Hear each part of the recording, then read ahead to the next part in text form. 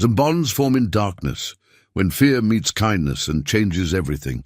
On a winter morning, rancher Cole Danner finds a trembling baby donkey behind his barn, covered in soot and terror. Black smoke rises from a nearby illegal camp, and Cole realizes this creature escaped something horrible. Holding the donkey he names Ash. Painful memories surface, childhood trauma, animals he couldn't save. A brother lost in suspicious fire. What starts as rescue becomes deeper when Cole discovers the truth. The fire was deliberate, and Ash witnessed cruelty most ignore. Will one man's fight to protect this creature expose the corruption that nearly destroyed both? Before we jump back in, tell us where you're tuning in from. And if this story touches you, make sure you're subscribed, because tomorrow I've saved something extra special for you. The soot on the donkey's fur told a story Cole Danner didn't want to read. But years of reading tracks and signs had taught him that ignoring evidence never made it disappear. He cradled the trembling creature against his worn flannel shirt, feeling the rapid heartbeat against his chest, a rhythm that matched his own racing pulse from 30 years ago, when he'd learned what it meant to hold something fragile in a world determined to break it. "Easy now, little one," Cole murmured, his voice carrying the same gentle authority he'd once used to calm wounded soldiers in places whose names were still classified. "You're safe now." The donkey, no bigger than a medium-sized dog, pressed closer, its dark eyes wide with intelligence and terror. Cole had seen that look before, in mirrors and hospital beds, in the faces of men who'd witnessed things that hollowed out their sleep. He knew better than to make sudden movements or empty promises about everything being all right. Sometimes survival was enough to start with. His ranch stretched across 200 acres of Montana grassland, bordered by pine forests, and a creek that ran clear except during spring melt. Cole had bought the land 8 years ago with his army pension and disability settlement, seeking the kind of silence that only came with distance from civilization. The nearest town, Cedar Falls, lay 12 miles down a winding gravel road that became impassable during heavy snow. The isolation suited him. Most days, he carried the donkey toward the main barn, noting how it flinched at the sound of his boots on gravel, but didn't try to escape. Trust and resignation often looked similar from the outside, but Cole had learned to read the difference. This little one was choosing to trust, despite whatever had happened in that smoke on the horizon. Inside the barn, Cole's other rescues looked up with interest. There was Maggie, a one-eyed mare he'd found abandoned on the roadside 2 winters ago, and Chester, a goat with a limp who'd wandered onto his property during a thunderstorm and simply stayed. A barn cat named General, short for General Patton, emerged from the hayloft to investigate, tail twitching with curiosity rather than aggression. "We've got company," Cole announced to his small audience. He settled cross-legged in the center aisle, letting the donkey stand on its own, while remaining close enough to provide comfort. The animals gathered around in a loose circle, their presence somehow reassuring rather than overwhelming to the newcomer. Cole had always understood animals better than people. Animals didn't ask questions about the scars on his hands or why he sometimes woke up shouting at 3 in the morning. They didn't thank him for his service or look uncomfortable when he couldn't shake hands without flinching. They simply accepted care when it was offered and gave back what they could. The donkey took a tentative step toward Chester, who lowered his grizzled head in a gentle greeting. Cole watched the interaction with the practiced eye of someone who'd learned to read behavior under stress. Good signs? The trauma was fresh, but not complete. There was still capacity for connection. His cell phone buzzed, and Cole glanced at the caller ID before answering. Doc Miller, the local veterinarian, called every Monday morning to check on his animals and usually ended up staying for coffee and conversation that veered between livestock care and fishing reports. Morning. Doc, Cole, I'm seeing smoke from the Peterson Place direction. Everything all right out there? Doc Miller was 68 years old and had been treating animals in this county since before Cole was born.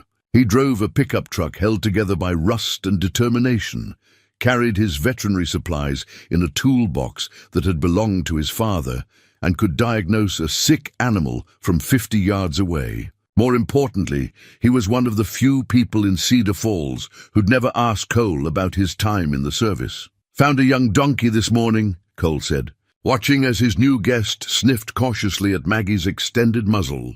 "Covered in soot, scared half to death. That smoke you're seeing, there's been a fire. Lord have mercy. How's the little one doing? Physically seems okay. Emotionally?" Cole paused, running his free hand through graying hair that had once been regulation short and now curled slightly at his collar. "Well, you know how it is." Doc Miller did know. He'd treated enough of Cole's rescues to understand that physical healing often came easier than the other kind. "Want me to come take a look?" "If you have time." "No rush, he's not in immediate danger. I'll be out after lunch. Zara Chen was asking about you at the cafe this morning, by the way. Wondered if you'd be coming to town any time soon." Cole felt the familiar warmth that always accompanied thoughts of Sarah. She'd moved to Cedar Falls 3 years ago to take over the Bluebird Cafe from her retiring aunt, bringing with her a master's degree in social work she never talked about, and a way of listening that made even the most taciturn ranchers open up over coffee and pie. She was 52 years old, had silver threading through her black hair, and possessed the kind of quiet strength that reminded Cole of his mother. "I'll probably head in later this week," Cole said. "Need supplies anyway."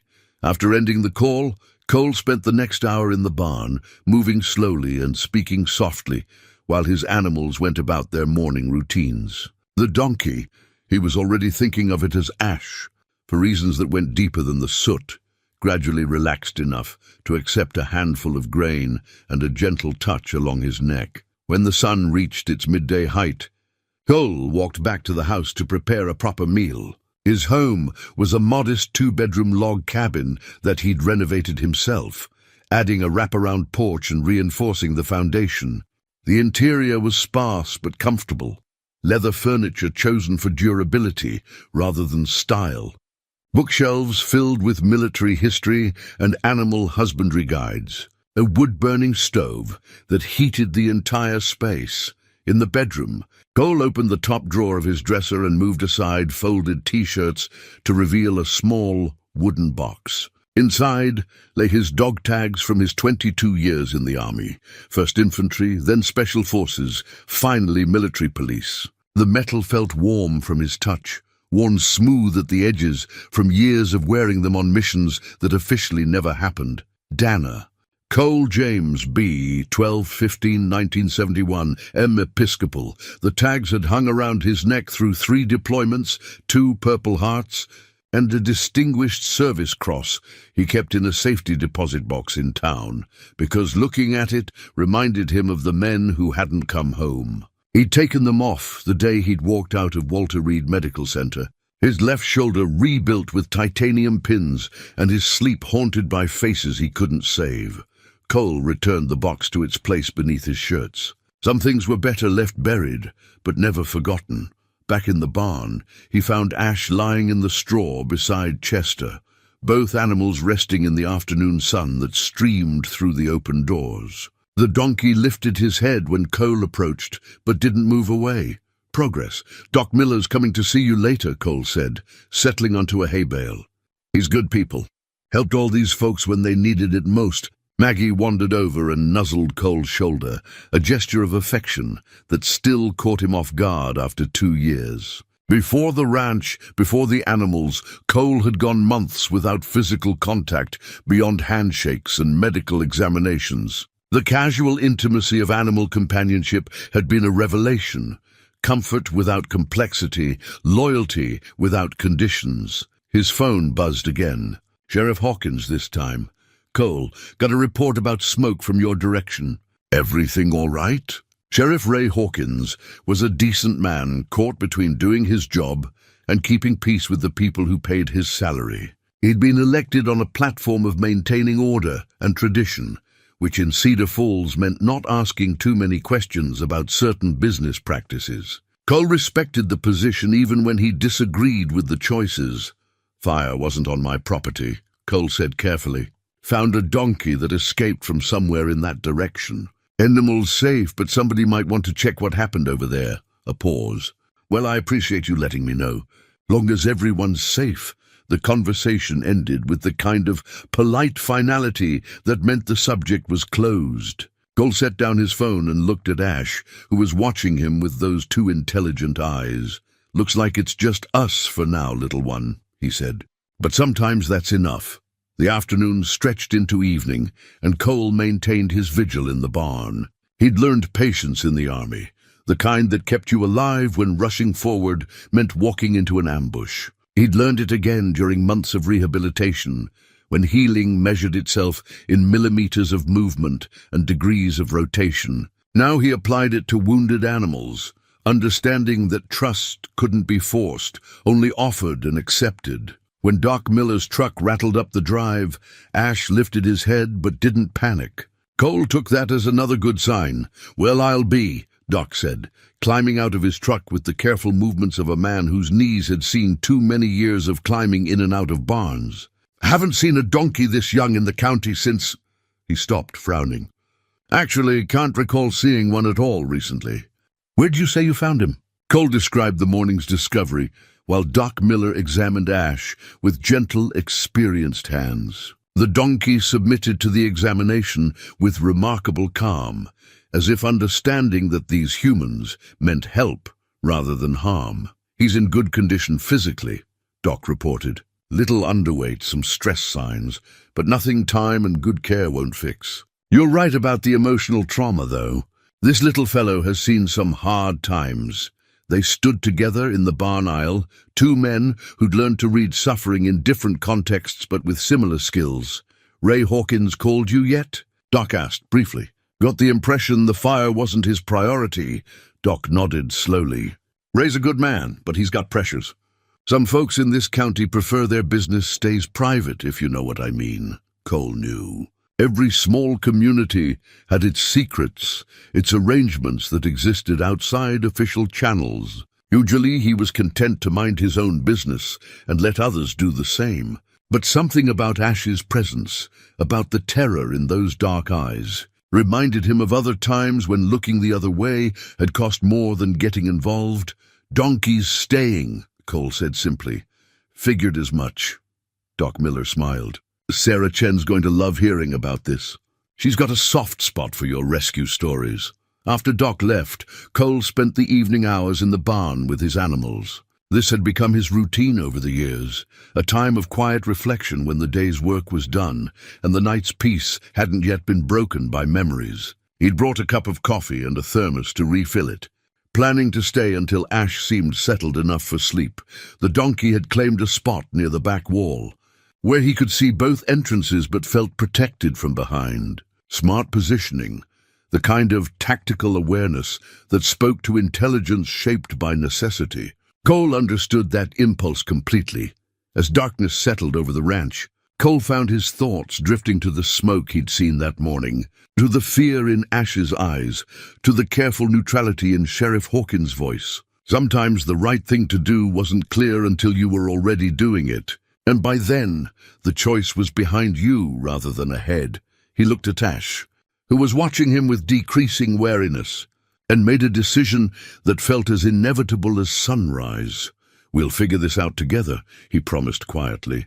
"Whatever happened to you, whoever did it, they don't get to win." Ash lowered his head to the straw, and for the first time since morning, his breathing settled into the slower rhythm of rest rather than vigilance. Cole took it as acceptance of his promise and a responsibility he wasn't sure he was ready to carry. But ready or not, some commitments chose you rather than the other way around. Cole Danner had learned that lesson many times before, in places far from Montana, and the learning had cost him more than he'd ever planned to pay. This time, though maybe the price would be worth it, Cole woke before dawn, as he had every day for the past 8 years. Military habits died hard, and some, like the ability to function on 4 hours of sleep and wake without an alarm, had served him well in civilian life. He dressed quietly in the darkness, pulling on work clothes that smelled of hay and honest labor, then made his way to the barn to check on Ash. The donkey was awake, standing alert but calm in his makeshift stall. His dark eyes tracked Cole's movement without panic, progress that would have taken weeks with some animals. There was an intelligence there that went beyond simple survival instinct, a quality Cole recognized from working with military working dogs who'd learned to read human intentions with life-or-death accuracy. "Morning, little one," Cole said softly, offering a handful of grain. Ash accepted it cautiously, his soft muzzle brushing against Cole's palm. "Ready to take a look at where you came from?" After feeding his animals and loading supplies into his truck, Cole secured Ash in a travel carrier he'd borrowed from Doc Miller. The donkey protested initially, but settled once the truck began moving, perhaps understanding that forward motion meant progress rather than return to danger. The drive toward the smoke took them down county roads that wound through patches of scrubland and abandoned homesteads. This part of Montana held the bones of failed dreams. Farms that couldn't survive drought years, ranches broken by economic downturns, properties that changed hands regularly as people chased promises that never materialized.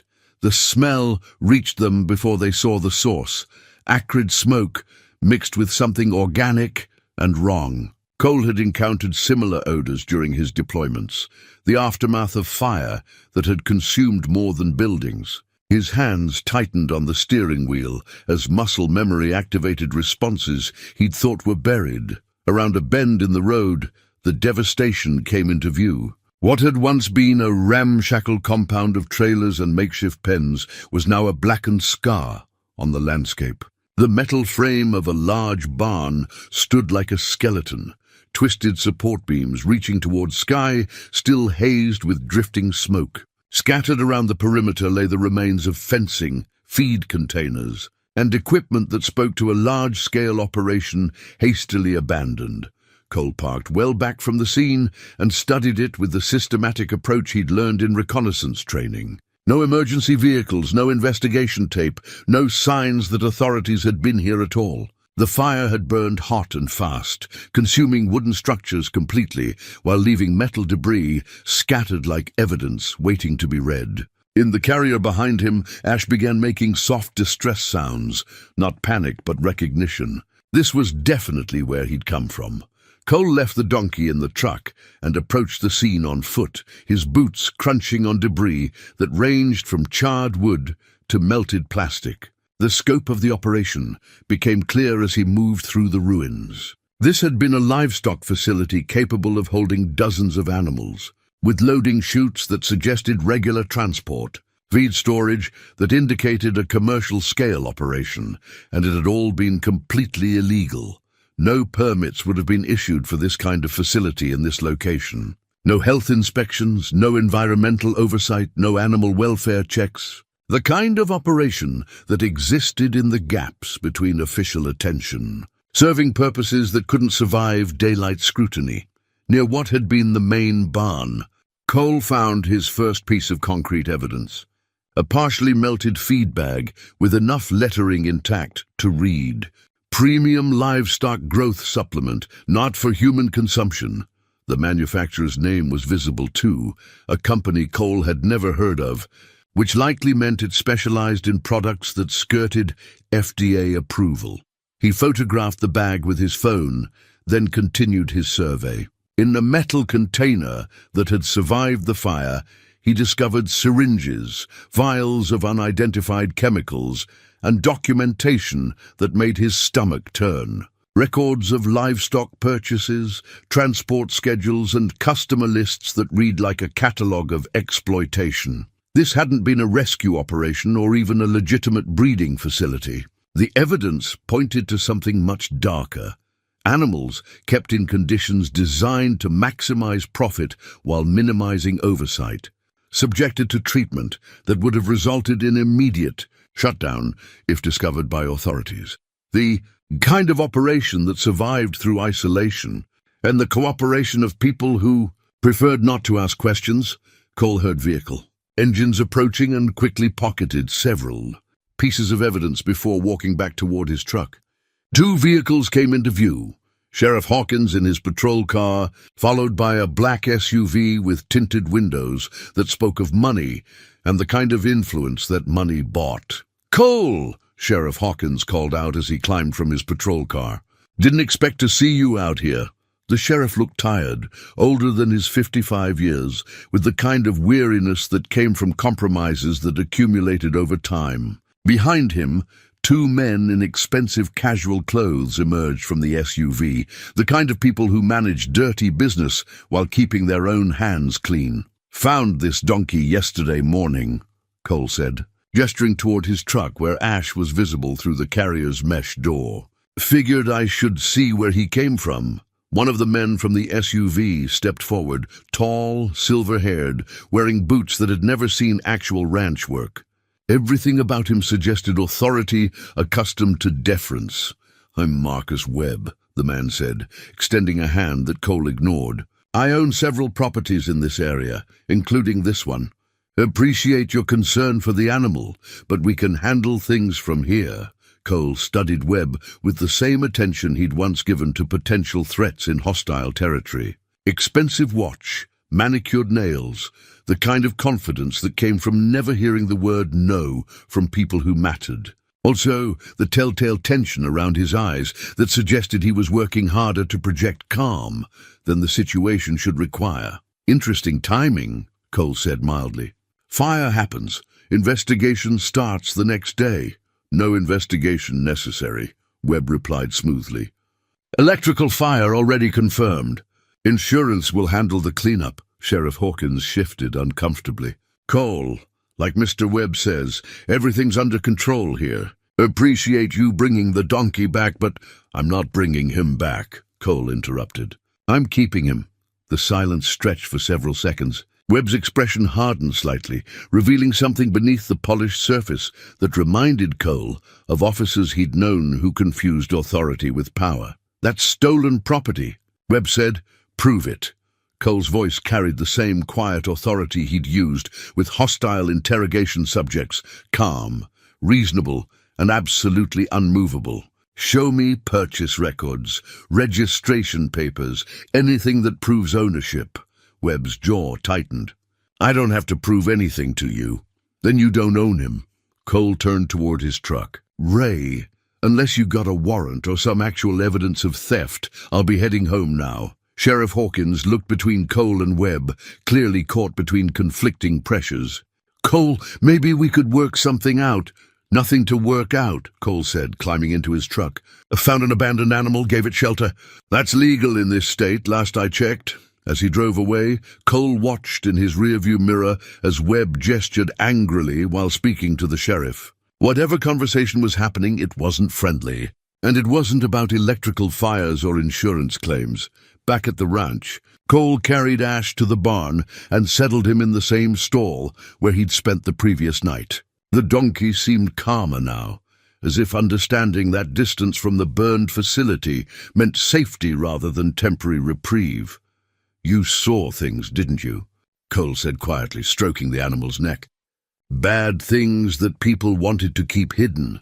Ash leaned into the touch, a gesture of trust that carried more weight than most human promises Cole had received. Over the next hour, Cole uploaded the photos from the burned facility to his laptop and began researching the companies and names he'd found in the debris. What he discovered confirmed his suspicions.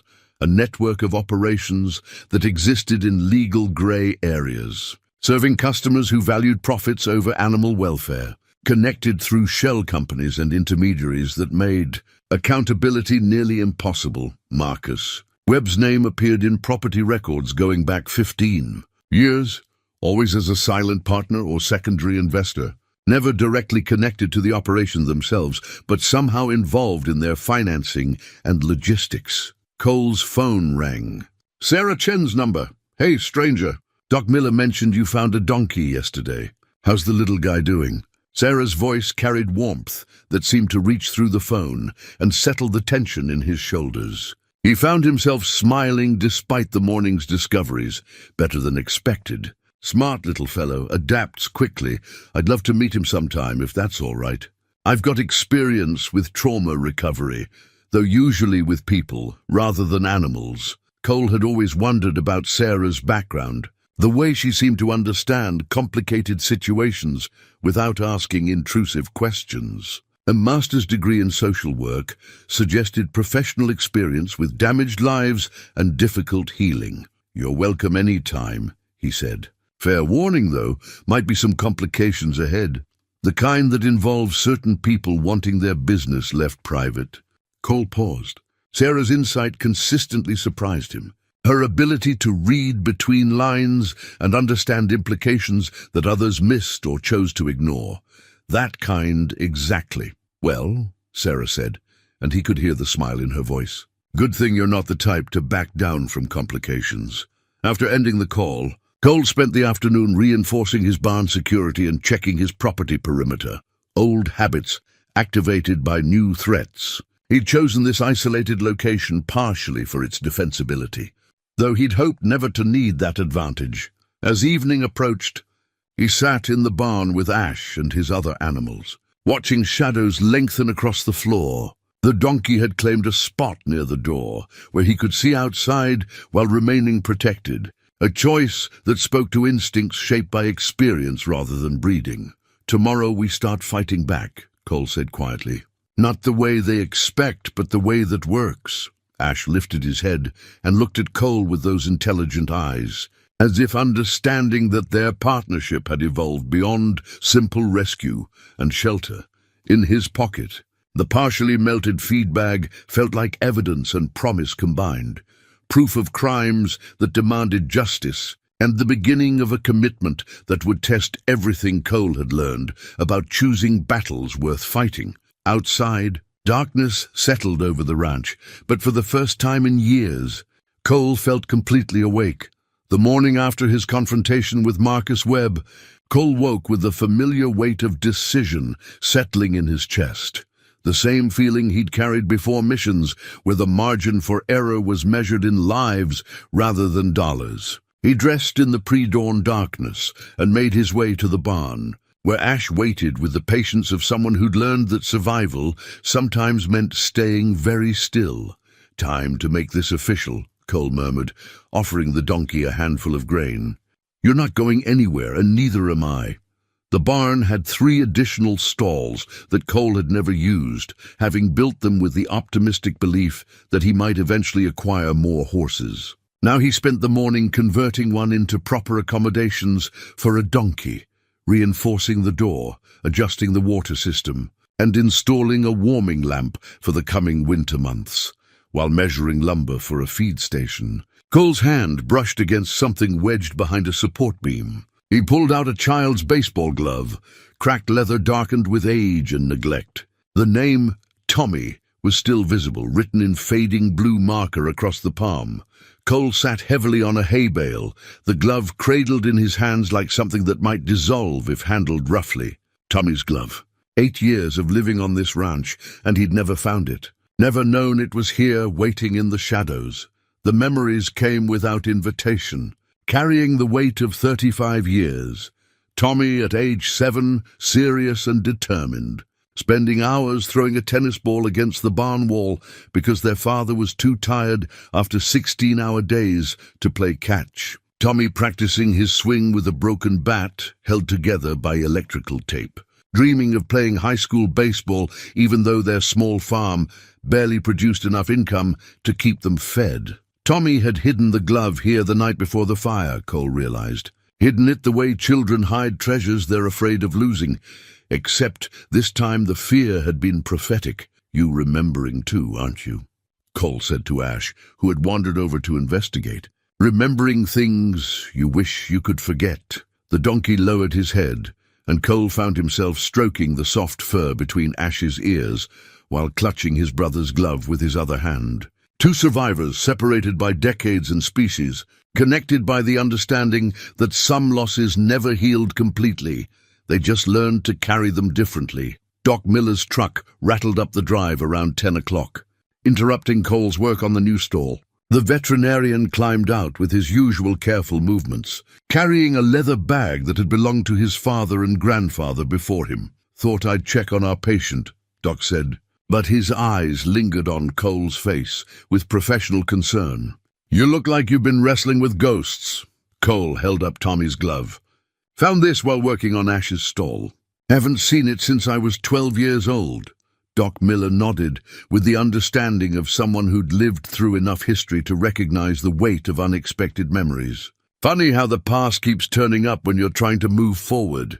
They worked together in comfortable silence, Doc examining Ash while Cole finished installing the feed station. The donkey submitted to the medical check with increasing trust, allowing Doc to handle his hooves and examine his teeth without resistance. "He's gaining weight already," Doc reported. "Stress levels decreasing too. You've got a gift for this, Cole, just giving him what he needs, which is more than most people understand." Doc packed his equipment with practiced efficiency. "Speaking of which, had an interesting visitor at my clinic this morning." Cole looked up from adjusting the stall door latch. "Webb?" "One of his associates. Fellow named Patterson. Drives that black SUV you probably saw yesterday. Asked if I'd examined any animals from the Peterson property fire. Wondered if there might be health concerns for livestock in the area." "What'd you tell him?" "That I examine animals brought to my clinic by their legal owners." Doc's smile carried sharp edges. Seemed to frustrate him considerably. Cole finished securing the latch and tested it twice, old habits from securing equipment that couldn't afford to fail. "Webb's moving fast. That suggests he's worried about something. Or someone." Doc leaned against the stall door, his weathered hands folded over the top rail. "Cole, I've been practicing veterinary medicine in this county for 40 years. Seen a lot of arrangements that exist because people find it easier to look the other way than ask hard questions. But there's looking the other way, and there's being complicit in cruelty. That facility you found, what was left of it, that wasn't just cutting corners on regulations. That was something uglier." Cole had suspected as much from the evidence he'd collected, but hearing it confirmed by someone with Doc Miller's experience carried additional weight. "How ugly?" "The kind that keeps veterinarians from sleeping well at night." Doc's expression hardened. "The kind that makes decent people wonder if they should have spoken up sooner." After Doc left, Cole spent the afternoon making calls to county offices, trying to trace the history of the burned property through official channels. The results were frustrating but informative.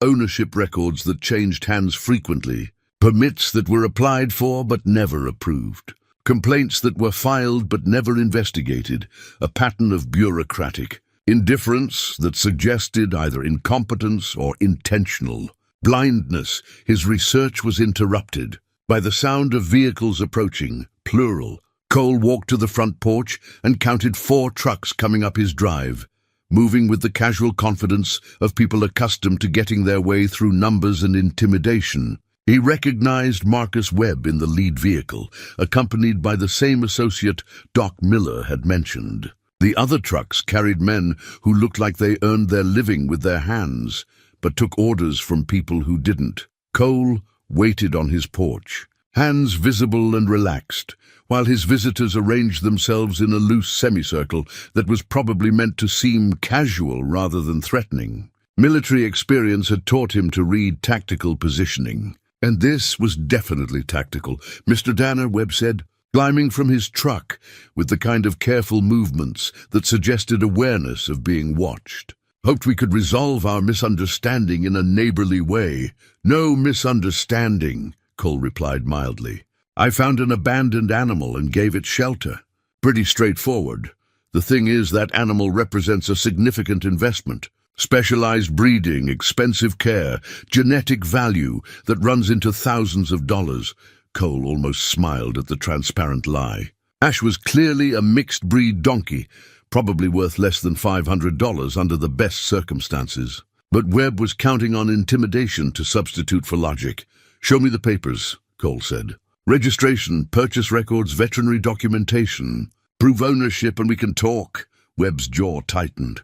"I don't carry paperwork for every animal on every property I own." "Then I guess you don't own him." The men beside Webb shifted slightly, a subtle realignment that spoke to experience with conflict resolution through physical means.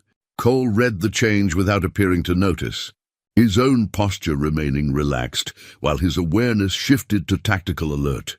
"Mr. Danner," Webb said, his voice dropping into a register that was probably meant to convey menace. "You're new to this county. Maybe you don't understand how things work here, the relationships that keep everyone prosperous and happy." "I understand perfectly." Cole's voice remained conversational. "I understand that some people think isolation means immunity from consequences. I understand that some operations survive by convincing authorities to look the other way. And I understand that some folks mistake temporary advantage for permanent power." The silence stretched for several seconds. Webb's expression shifted through surprise, calculation, and finally something that looked like genuine anger. "You're making a mistake," Webb said. "Wouldn't be the first time." Cole smiled without warmth. "But I've gotten pretty good at learning from them." After Webb and his entourage left, Cole walked to the barn and found Ash standing alert in his new stall, ears pricked forward as if he'd been listening to the entire conversation. The donkey's intelligence continued to surprise him, not just animal awareness, but something approaching comprehension of human dynamics and their implications. "Looks like we're officially in this together," Cole said, settling onto a hay bale with Tommy's glove still in his hands. "Fair warning, I'm not always the easiest person to be partners with." Ash approached the stall door and extended his muzzle toward the glove, sniffing with the careful attention animals gave to objects carrying emotional weight. Then he looked directly at Cole with those dark, intelligent eyes, and something passed between them that felt like mutual recognition. Two survivors who'd lost more than they'd ever planned to lose, choosing to trust each other because the alternative was facing the darkness alone. Cole carefully placed Tommy's glove on a shelf where he could see it while working in the barn. Some memories deserve to be visible, to serve as reminders of what happened when good people looked the other way while bad things occurred. "Tomorrow we start asking the right questions," he told Ash, "and we keep asking until we get answers that make sense." Outside, evening settled over the ranch with the deceptive peace that often preceded the kind of storms that changed landscapes permanently. Cole had lived through enough such storms to recognize the signs, and this time he intended to be ready. Cole found the note wedged under his front door when he stepped out for morning chores, a folded piece of plain paper that had been placed with the kind of stealth that spoke to familiarity with his routines. The message was brief and direct, printed in block letters that revealed nothing about the author's identity. "Mind your own business or face the consequences. The donkey isn't worth the trouble it will bring you." He studied the paper with the systematic attention he'd once given to intelligence briefings, noting the quality of the stock, the printer ink, the careful anonymity that suggested someone with experience in avoiding identification. Professional threatening letters, if such a thing existed. In the barn, Ash looked up from his breakfast with the kind of alertness that suggested he'd heard the approaching footsteps and identified them as familiar rather than threatening. 3 days of consistent care had transformed him from a traumatized refugee into something approaching a normal young donkey. Curious, affectionate, and displaying an intelligence that continued to surprise Cole. "Looks like we're making people nervous," Cole said, showing Ash the note before folding it carefully and placing it in his jacket pocket. "That's usually a good sign." He spent the morning working on ranch maintenance that had been neglected during Ash's settling-in period, but his attention kept drifting to the implications of direct threats. In his military experience, enemies who resorted to anonymous intimidation were usually operating from positions of weakness rather than strength. The question was how desperate they might become when intimidation failed. His phone buzzed with a call from Cedar Falls Town Hall, Mayor Patricia Hendricks. According to the caller ID, Cole had met her once during his initial move to the area, a conversation that had been brief and mutually polite, without any real warmth on either side. "Mr. Danner, I hope you're well. Wondered if you might have time to stop by my office this afternoon. There's a matter I'd like to discuss with you." "What kind of matter?" "Oh, just some concerns that have been brought to my attention. Nothing urgent, but I think it would be better handled in person." Cole agreed to meet at 3 o'clock, already suspecting the nature of the concerns and their source. Small-town politics operated on relationships and obligations that were rarely documented, but always understood. Someone had called in a favor. Before driving to town, he made sure Ash was secure and called Doc Miller to let him know about the threatening note. The veterinarian listened without comment, then sighed with the weariness of someone who'd seen too many versions of the same story. "I was afraid this might happen," Doc said. "Cole, there are people in this county who've built their prosperity on arrangements that can't survive scrutiny. They're not going to give up easily. Neither am I. I know. That's what worries me." The drive to Cedar Falls took him through country that looked peaceful in the afternoon sunlight. Rolling grassland interrupted by stands of pine and cottonwood. Properties maintained with the kind of care that spoke to generational investment. It was easy to forget in this landscape that human nature carried shadows regardless of setting. Mayor Hendrick's office occupied the second floor of a brick building that had served as the county courthouse until the 1960s. She was a woman in her late 50s who'd managed to project authority without losing approachability. The kind of political skill that won elections in communities where personal relationships mattered more than party affiliation. "Mr. Danner, thank you for coming." She gestured to a chair across from her desk, which was arranged with the careful precision of someone who understood that details mattered in negotiations. "I'll get straight to the point. There have been some concerns raised about your involvement in the Peterson property incident." "What kind of concerns?" "Well, some folks feel that your, shall we say, enthusiasm for the situation might be creating unnecessary tensions in the community." Cole settled back in his chair with a kind of relaxed tension that often made people underestimate him. "Rescuing an abandoned animal creates tension." "Of course not. The rescue itself is admirable." Mayor Hendricks smiled with practiced political warmth. "It's more the questions you've been asking, the research you've been doing. Some people feel it might be better to let sleeping dogs lie, so to speak, even when those dogs might be covering up animal abuse." Her smile wavered slightly. "Mr. Danner, I understand you have a military background, and I'm sure that service instilled admirable values about duty and justice. But sometimes civilian situations require more flexibility than military ones." "Meaning what exactly?" "Meaning that in a small community like ours, everyone has to get along. Everyone has to make compromises. The Peterson property fire was unfortunate, but it's over now, and continuing to investigate it serves no constructive purpose." Cole studied her face, reading the careful neutrality that suggested she was delivering someone else's message rather than expressing her own concerns. "Who asked you to have this conversation with me, Mayor?" "No one asked me to do anything. I'm simply trying to maintain community harmony by discouraging investigation of potential crimes." Mayor Hendrick's expression hardened slightly. "By suggesting that sometimes the greater good requires individuals to consider the broader impact of their actions." Cole stood up, the conversation having reached its natural conclusion. "I appreciate your concern, Mayor, but I'm keeping the donkey, and I'm going to continue asking questions until I get satisfactory answers. Mr. Danner, have a good afternoon." "Ma'am." After leaving the mayor's office, Cole drove to the Bluebird Cafe, seeking the kind of honest conversation that seemed increasingly rare in his interactions with local officials. Sarah Chen was behind the counter, serving coffee to a customer with the kind of attentive warmth that had made her establishment the unofficial heart of Cedar Falls' social life. She looked up when he entered, her smile carrying genuine pleasure rather than the careful neutrality he'd encountered at City Hall.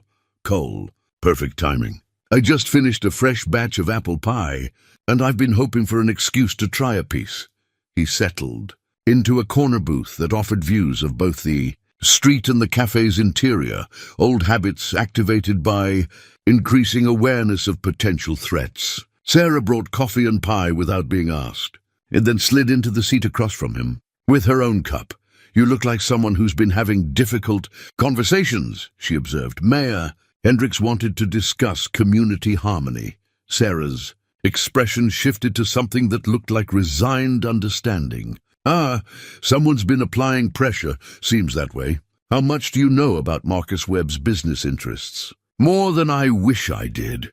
Sarah's voice dropped to conversational tones that wouldn't carry to other tables. "He's been acquiring properties in this county for about 15 years, usually after unfortunate incidents that force owners to sell below market value." "What kind of unfortunate incidents?" "Fires, mostly.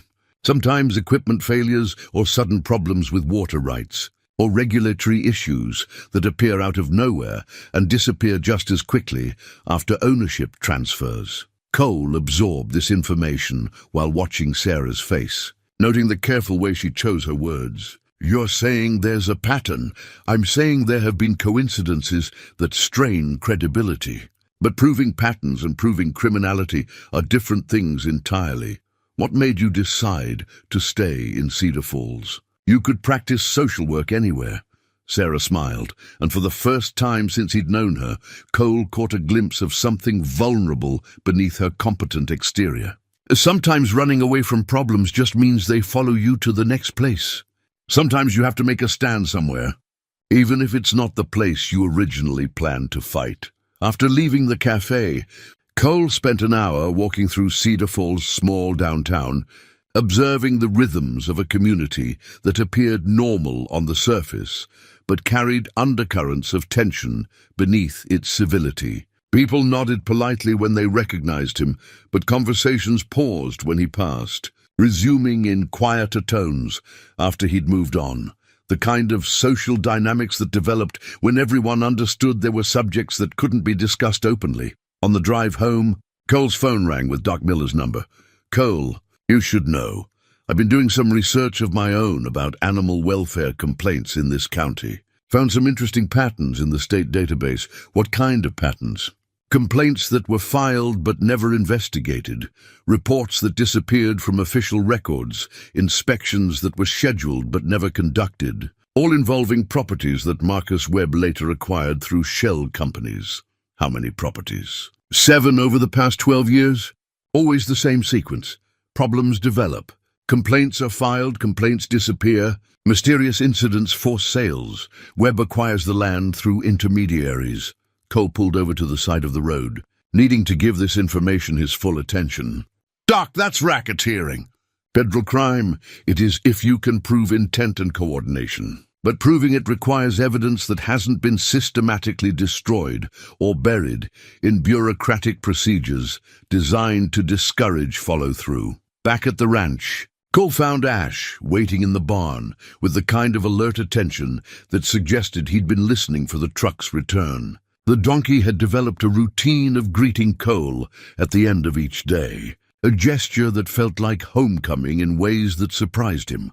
"We're stirring up a hornet's nest," Cole told him, while checking the security of the barn doors and windows. "Don't hope you're ready for things to get complicated." Ash approached and nuzzled Cole's shoulder, a gesture of trust and affection that had become their evening ritual. But tonight, Cole noticed the donkey's ears remained pricked forward, alert for sounds that might indicate approaching danger. As darkness settled over the ranch, Cole made his evening rounds with increased attention to details that might indicate surveillance or preparation for more direct action. The threatening note had escalated the situation from intimidation to explicit menace, which meant his adversaries were either becoming more desperate or more confident. Either possibility suggested that the next move would come soon, and it wouldn't be another polite conversation about community harmony. In the house, Cole placed the threatening note in a folder with other evidence he'd collected, then checked the locks on all doors and windows. Some preparations felt paranoid until they became necessary, and military experience had taught him that the time to prepare for violence was before it arrived at your doorstep. Outside, the Montana night settled over his ranch with deceptive peace, while somewhere in the darkness, people who preferred their business to remain private were deciding how far they were willing to go to protect their investments. Cole had made similar calculations in other places under different circumstances, and he understood that some lines, once crossed, changed everything that followed. The Cedar Falls Public Library occupied a Carnegie building from 1923. Its high windows and hardwood floors, carrying the dignified atmosphere of an era when libraries served as temples to public knowledge. Cole had avoided the place during his 8 years in the county, preferring the solitude of his ranch to the potential social interactions that library visits required. But Sarah's revelation about Webb's pattern of property acquisitions had stirred memories that demanded investigation.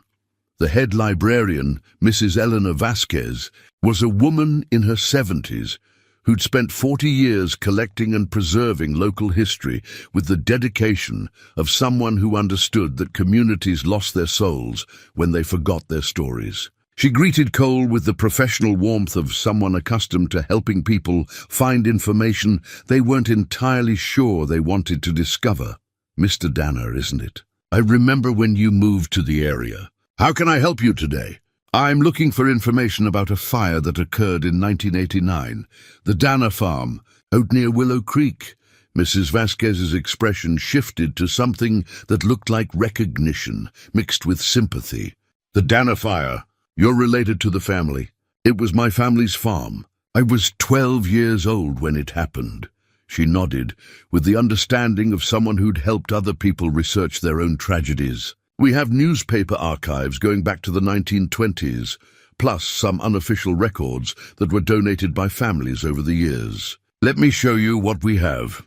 The microfilm reader occupied a corner of the research section, surrounded by boxes of archived materials that spoke to decades of careful preservation. Mrs. Vasquez loaded the appropriate film with practiced efficiency, then left Cole alone with his past. The headline from the September 15th, 1989 edition of the Cedar Falls Weekly appeared on the screen in stark black and white. "Tragic fire claims farm. 2 lives." Below it was a photograph that stopped Cole's breathing for several seconds. The image showed the burned remains of his childhood home, skeletal frame timbers reaching toward an ash-gray sky. In the foreground, barely visible, was the twisted metal of Tommy's bicycle, the 10-speed their parents had bought him for his 8th birthday. 3 months before the fire, Cole stared at the photograph until his eyes began to water, then forced himself to read the accompanying article. A devastating fire swept through the Danner farm early Tuesday morning, claiming the lives of Thomas Danner, 8, and his father, Robert Danner, 41. The blaze, which authorities believe started in the barn due to faulty electrical wiring, spread rapidly to the main house and other outbuildings. Robert Danner died attempting to rescue livestock from the burning barn. His son Thomas was found in his bedroom, apparently overcome by smoke before he could escape. Sarah Danner, 39, and her son Cole, 12, survived by jumping from a second-story window. Fire Chief William Patterson stated that the intensity of the blaze and its rapid spread made rescue attempts impossible. The State Fire Marshal's office will investigate the cause, though preliminary findings suggest electrical malfunction in the barn's aging wiring system. Cole printed the article and photograph, then searched for follow-up stories. What he found was revealing in its absence. No state fire marshal's report in subsequent editions, no insurance investigation findings, no updates on the official cause determination. The story had simply disappeared from public record after the initial coverage. He expanded his search to property records, tracing ownership of the Danner farm after the fire. The pattern was familiar from Doc Miller's research: insurance settlement that barely covered the mortgage, forced sale to a development company that existed for 6 months before transferring ownership to another shell corporation. The ultimate owner, revealed through a chain of paper corporations and holding companies, was Marcus Webb. Cole sat back in his chair, the full scope of Webb's operation beginning to crystallize. This wasn't opportunistic land acquisition or even organized crime in any traditional sense. This was systematic generational theft, targeting families during their most vulnerable moments, using tragedy as a business model. His family's farm had been one of the early acquisitions in Webb's empire. And Tommy's death had been an acceptable cost of doing business. Mrs. Vasquez appeared beside his chair, carrying a manila folder thick with documents. "I thought you might want to see these as well. Unofficial records that were donated by the Patterson family." Cole looked up, recognizing the name from the fire chief quoted in the newspaper article. "William Patterson kept personal files on cases that troubled him," she explained. "His widow donated them to the library after he passed away 5 years ago. The Danner fire was among the cases that apparently haunted him. Inside the folder were handwritten notes in the careful script of someone accustomed to official reporting, but these notes carried personal observations that would never appear in public records, burn patterns inconsistent with electrical fire origin. Multiple ignition points suggest accelerant use. State Fire Marshal investigator never arrived, despite confirmed appointment. Insurance company accepted preliminary findings without independent verification. Property sale completed with unusual speed. Buyer had financing arranged before fire occurred. At the bottom of the final page, Chief Patterson had written a single line that made Cole's hands tremble. This was arson. Someone killed that boy and his father for their land. Cole photographed every page with his phone, then returned to the microfilm reader to search for other fires in the county during the same time period. The pattern emerged clearly across 3 decades. Suspicious fires that were never properly investigated. Families forced into distressed sales. Properties that eventually ended up in Marcus Webb's expanding portfolio. 17 farms and ranches, acquired through tragedy and official indifference. His phone buzzed with a text message from an unknown number. "Stop digging or join your family." Cole looked around the library, noting the positions of other patrons, the sight lines to windows, the potential escape routes that military training had taught him to catalogue automatically. Someone was watching him, tracking his research, escalating from anonymous notes to explicit death threats. He gathered his materials and approached Mrs. Vasquez at the reference desk. "Mrs. Vasquez, I need to ask you something, and I need you to understand that it might be dangerous information." She studied his face with the kind of attention that came from decades of reading people's needs and fears. "Go ahead, Mr. Danner. Has anyone else been researching similar information? Asking about fires, property transfers, anything related to Marcus Webb's business interests?" Her expression grew troubled. "There was someone about 3 years ago, a young woman from the State Attorney General's office. She spent several days going through the same records you've been examining. What happened to her investigation?" "I don't know. She promised to return with additional questions, but I never saw her again. Her business card is still in my desk drawer, if you'd like her contact information." Cole accepted the card. Assistant Attorney General Jennifer Walsh, Public Integrity Division, and made note of her phone number. Another thread to pull, another potential ally or cautionary tale. On the drive back to the ranch, Cole's awareness remained heightened, watching for vehicles that might be following, noting changes in the familiar landscape that could indicate surveillance or preparation for ambush. The anonymous threats had moved from intimidation to explicit menace, which meant his adversaries were either becoming desperate or confident enough to escalate toward violence. At home, he found Ash waiting in the barn with the alert posture that had become familiar, ears pricked forward, eyes bright with intelligence that seemed to recognize the change in Cole's emotional state. "Found out why they want us to stop asking questions," Cole told him, settling onto a hay bale with the printed photograph from the newspaper.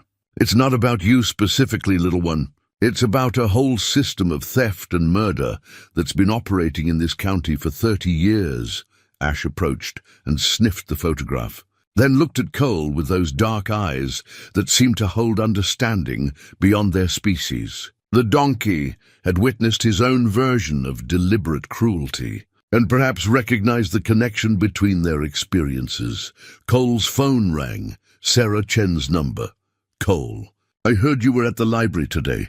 Mrs. Vasquez is worried about you." "Good reason to be worried. This goes deeper than I thought." "How deep?" 30 years deep. My brother was murdered, Sarah. My father, too. For their land. Silence on the other end of the call, then Sarah's voice carrying a weight he hadn't heard before. "Come to the cafe tonight after closing. There are things I need to tell you, and people you need to meet." "What kind of people?" "The kind who've been waiting for someone like you to arrive. Someone with the skills to fight back." After ending the call, Cole spent the evening hours preparing for what felt like a transition from investigation to active resistance. He cleaned and checked his hunting rifles, tested the security system he'd installed when he first moved to the ranch, and made sure his emergency supplies were accessible and current. In his bedroom, he retrieved the wooden box containing his dog tags and held them while studying the newspaper photograph of his burned childhood home. Two artifacts from different periods of loss, connected by the same malignant force that had shaped both tragedies. Ash appeared in the bedroom doorway, having somehow opened his stall door, a development that spoke to intelligence and determination that continued to surprise Cole. "You're right," Cole said to the donkey, who was watching him with alert attention. "Time to stop running from the past and start making sure it doesn't repeat itself." Outside, the Montana night carried sounds that might have been wind through pine trees, or the whisper of enemies moving through darkness. Cole had learned long ago that paranoia and preparedness occupied the same territory, and that survival often depended on treating the difference as irrelevant. Tomorrow, he would meet Sarah's people and discover whether his fight against Webb's empire would be conducted alone or as part of something larger. Tonight, he would stand watch with a traumatized donkey and the ghost of a brother who'd been 8 years old when powerful men decided his life was worth less than the land beneath his feet. The Bluebird Cafe after closing time felt different than during business hours, quieter, more intimate, with the kind of atmosphere that suggested conversations that couldn't happen in public. Cole arrived at 9:30 to find Sarah waiting with 3 other people he recognized from around town, but had never actually met. "Cole, I'd like you to meet some friends," Sarah said, gesturing to the small group assembled around a corner table. "This is Jim Rodriguez, who used to own the feed store until it burned down in 2018. Maria Santos, whose family ranch was foreclosed after their cattle got mysteriously sick in 2019. And Dave Mitchell, former county building inspector, until he was forced to resign for asking too many questions about permit irregularities." Cole shook hands with each of them, recognizing the kind of careful assessment that people developed when they'd been forced to choose sides in conflicts they never wanted to join. "We've been meeting informally for about 2 years, Sarah explained. "Comparing notes, sharing information, trying to understand the scope of what's been happening in this county." Jim Rodriguez, a man in his 60s with work-hardened hands and gentle eyes, spread a collection of documents across the table. "These are copies of land purchase agreements, insurance settlements, and property transfers going back 15 years, all connected to Marcus Webb's business empire, all following the same pattern." Cole studied the documents with increasing amazement at their scope and coordination. Webb hadn't just been opportunistically acquiring distressed properties, he'd been systematically creating the distress that forced those sales. The feed store fire, the distress that forced those sales. "The feed store fire," Jim said, pointing to a thick folder, "started in the storage area where I kept industrial chemicals for farm supply sales. Fire department said it was accidental chemical ignition, but I'd been storing those same chemicals the same way for 23 years, without incident. Insurance settlement covered about 60% of replacement cost," Maria Santos added. "Jim couldn't rebuild, had to sell the property for 30 cents on the dollar. Webb acquired it through Rockmont Holdings 6 months later. Dave Mitchell, the former building inspector, pulled out another set of documents. These are the permit applications and inspection reports for properties that Webb later acquired. Notice the pattern. Routine inspections suddenly reveal major code violations that require immediate costly remediation." Cole examined the inspection reports, noting dates, violation types, and the inspector signatures. "You were forced out for questioning these findings?" "For refusing to sign off on violations that didn't exist," Dave corrected. I've been doing building inspections for 30 years. I know what structural problems look like, and I know what manufactured problems look like. Sarah poured coffee for everyone, then settled back into her chair with the kind of expression that suggested she was about to reveal something significant. There's more, Cole. We've been trying to contact the State Attorney General's office about our findings. Jennifer Walsh, Cole said. I got her business card from the library today. She's been missing for 18 months, Maria said quietly. Officially, she took leave of absence for personal reasons and never returned. Unofficially, her apartment was cleaned, out overnight, and her car was found abandoned at Denver International Airport. Cole absorbed this information while studying the faces around the table, people who'd lost their livelihoods, their homes, their faith in official justice, but who'd continued meeting in secret to document crimes that no one seemed willing to prosecute. How many others are involved in this group? He asked. 12 active members, Sarah replied. Maybe 20 more who provide information but can't risk open participation. People are scared, Cole. Webb doesn't just destroy businesses, he destroys lives. Jim Rodriguez leaned forward, his voice carrying the weight of personal experience. My grandson was supposed to start college this fall. Had a partial scholarship, good grades, everything lined up. After the fire, after I lost the store, we couldn't cover the remaining tuition. He's working at a gas station now, watching his dreams disappear because someone wanted my property. Cole understood the true scope of Webb's operation now, not just criminal enterprise, but systematic community destruction that spread from victims to their families, their futures, their hope for something better than survival. What do you want from me? He asked. We want someone with the skills to fight back, Dave Mitchell said. Someone who understands tactics and strategy, who won't be intimidated by threats or corrupted by offers. Sarah told us about your military background, Maria added. Special forces, combat experience, the kind of training that teaches people how to win against superior numbers and resources. Cole looked around the table, reading the hope and desperation in their faces. They were asking him to become something he'd tried to leave behind. A weapon pointed at human targets, a solver of problems through applied violence. There might be another way, he said carefully. Legal channels, federal investigation, media attention. We've tried all of that, Sarah interrupted. Federal investigators get transferred or reassigned. Media stories disappear from publication schedules. Legal challenges get buried in procedural delays until plaintiffs run out of money.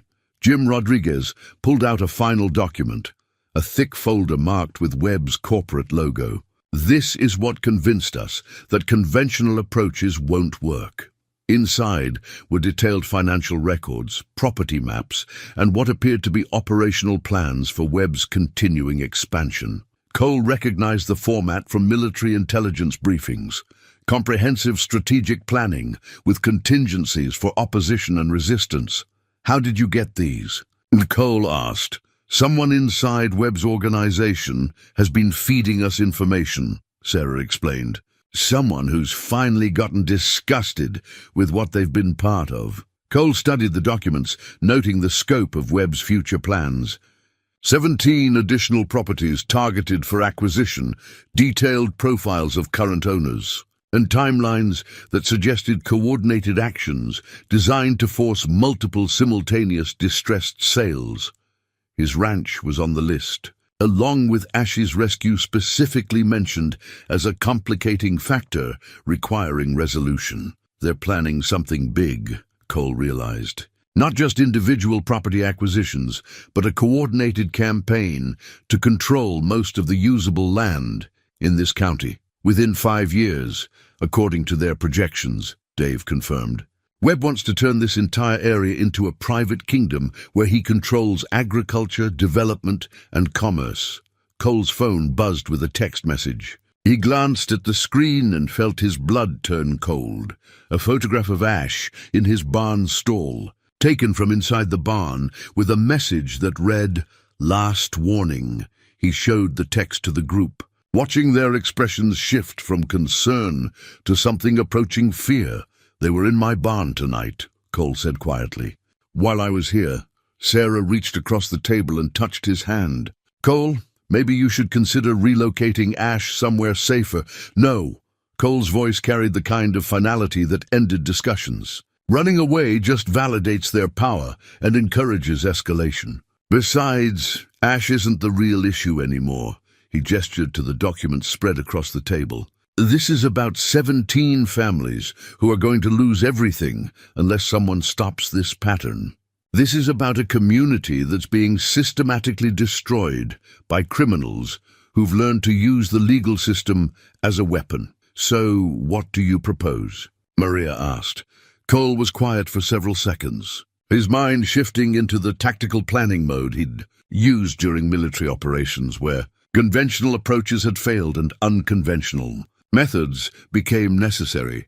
Webb's operation depends on official indifference and community fear, he said finally. It survives because people feel isolated and powerless against organized crime with institutional protection. Meaning we change those conditions. We make it impossible for officials to look the other way. And we demonstrate that organized crime isn't invulnerable to organized resistance. Jim Rodriguez leaned back in his chair, studying Cole with new attention. You're talking about taking this beyond legal challenges. I'm talking about making the cost of continuing this operation higher than the profit it generates, Cole replied. I'm talking about turning Webb's tactical advantages into strategic vulnerabilities. After the meeting ended and Cole returned to his ranch, he found evidence of the evening's intrusion. Barn doors that were closed but not latched the way he'd left them. Subtle disturbances in Ash's stall that suggested someone had been handling the donkey. Footprints in the soft earth outside the barn that were too large to be his own. Ash appeared agitated but unharmed, pressing close to Cole with the kind of desperate affection that animals displayed when they'd been frightened by strangers with bad intentions. They were here, weren't they? Cole murmured, checking the donkey for any signs of mistreatment. Probably trying to decide whether to hurt you or just threaten to hurt you. He spent the next hour conducting a thorough security sweep of his property, noting other signs of intrusion and surveillance. Professional work, but not quite professional enough. Whoever had been here possessed good fieldcraft, but not the excellent tradecraft that military special operations demanded. In his bedroom, Cole opened the wooden box containing his dog tags and held them while considering the transformation that seemed inevitable. For 8 years, he'd tried to build a life defined by healing rather than violence, by construction rather than destruction. But some enemies only understood force, and some situations couldn't be resolved through goodwill and patience. Sheriff Hawkins called at 11:30. His voice carrying the weariness of someone delivering a message he didn't want to give. Cole, I need to ask you to consider relocating that donkey you've been caring for. There have been complaints about noise ordinances and zoning violations. What complaints? From whom? Official complaints that require official responses. I'm trying to help you here, Cole. There are people who want this situation resolved quickly and quietly. Ray, are you telling me to surrender evidence of animal abuse to the people who committed it? A long pause. I'm telling you that sometimes the smart thing to do is avoid fights you can't win.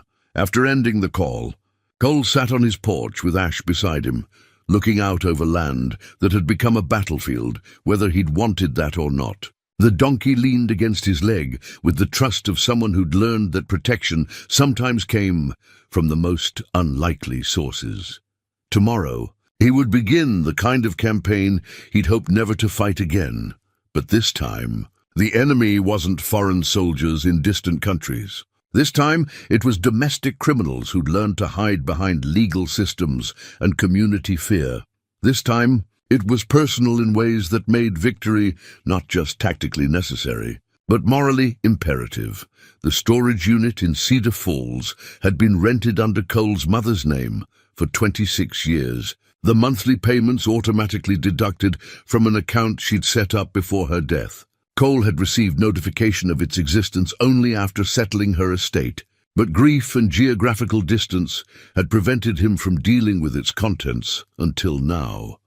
Unit 47B contained the salvaged remnants of a life interrupted. Furniture too damaged for use but too precious to discard. Photographs that had survived smoke and water damage. Boxes of documents that bureaucracy demanded but family rarely revisited. Cole had come searching for anything that might shed light on the fire that had shaped his entire existence, hoping that his mother's careful preservation instincts had captured evidence that official investigations had missed or ignored. Most of the boxes contained exactly what he'd expected: insurance paperwork, medical records, the careful documentation of a woman trying to rebuild after catastrophic loss. But in the back corner, beneath a water-stained tarp, Cole found a metal strongbox that he didn't recognize.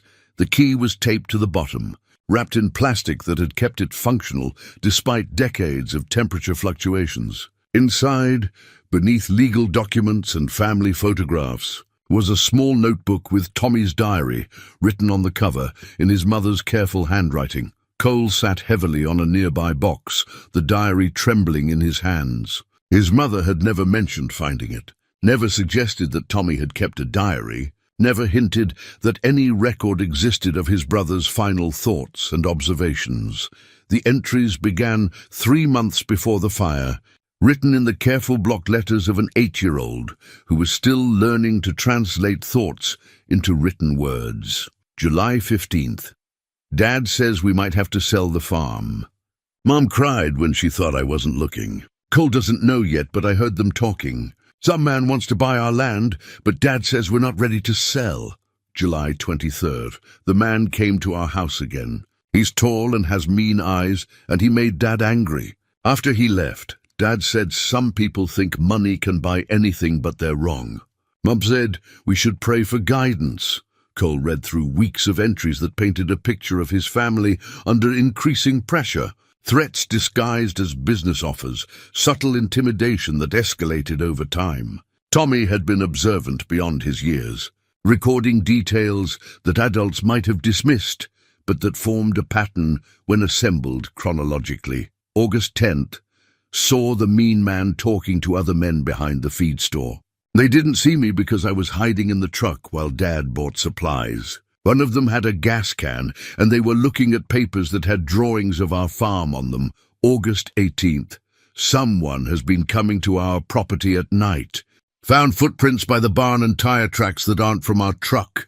Dad doesn't believe me, but I know what I saw. Cole thinks I'm making up stories, but I'm not. The entries continued through late August, documenting surveillance, veiled threats delivered through intermediaries, and attempts to sabotage equipment that would force costly repairs. Tommy had recorded it all with the meticulous attention of a child who understood that adults weren't taking his observations seriously. Then Cole reached the final entry, dated September 14th, 1989, the night before the fire. The mean man came back tonight with 2 other men. I was supposed to be asleep, but I snuck out to the hayloft and watched through the window. They poured something around the barn and the house. The mean man told the others to make sure it looked like an accident, and that everyone would be asleep when it started. One of them said, "What about the kids?" And the mean man said, "Accidents happen to whole families." I wanted to tell Dad, but they were still outside, and I was scared they would see me. I hid this diary in the barn wall where no one will find it. If something happens to us, maybe someone will find it someday and know the truth. The mean man's name is Marcus Webb. I heard him say it to the others. Marcus Webb is going to hurt our family. Cole stared at the final entry until the words blurred, his hands shaking as the full weight of revelation settled over him. Tommy had known, had witnessed the preparation for arson and murder, had tried to preserve evidence in the only way an 8-year-old could think to do. And then he died before dawn, along with their father, while Cole and their mother escaped only because Tommy's bedroom was on the 2nd floor, where smoke accumulated first, buying them the extra minutes needed to jump from windows. Cole's phone rang, jarring him from memories that suddenly carried different meaning. Sarah Chen's number appeared on the screen. "Cole, where are you? You were supposed to meet me at the cafe an hour ago." He'd forgotten their appointment entirely, lost in the devastating realization that his family's murder hadn't been random tragedy, but targeted assassination designed to acquire land for Marcus Webb's expanding empire. I found something. Sarah, evidence that changes everything. What kind of evidence? The kind that proves Webb murdered my family 30 years ago. The kind that makes this personal in ways I never imagined. Silence on the other end of the call, then Sarah's voice carrying new urgency. Cole, where are you right now? Storage unit on Pine Street? Going through my mother's things. Get out of there now. Come to the cafe. But watch your back, if you found evidence. They might be watching to see if you found evidence.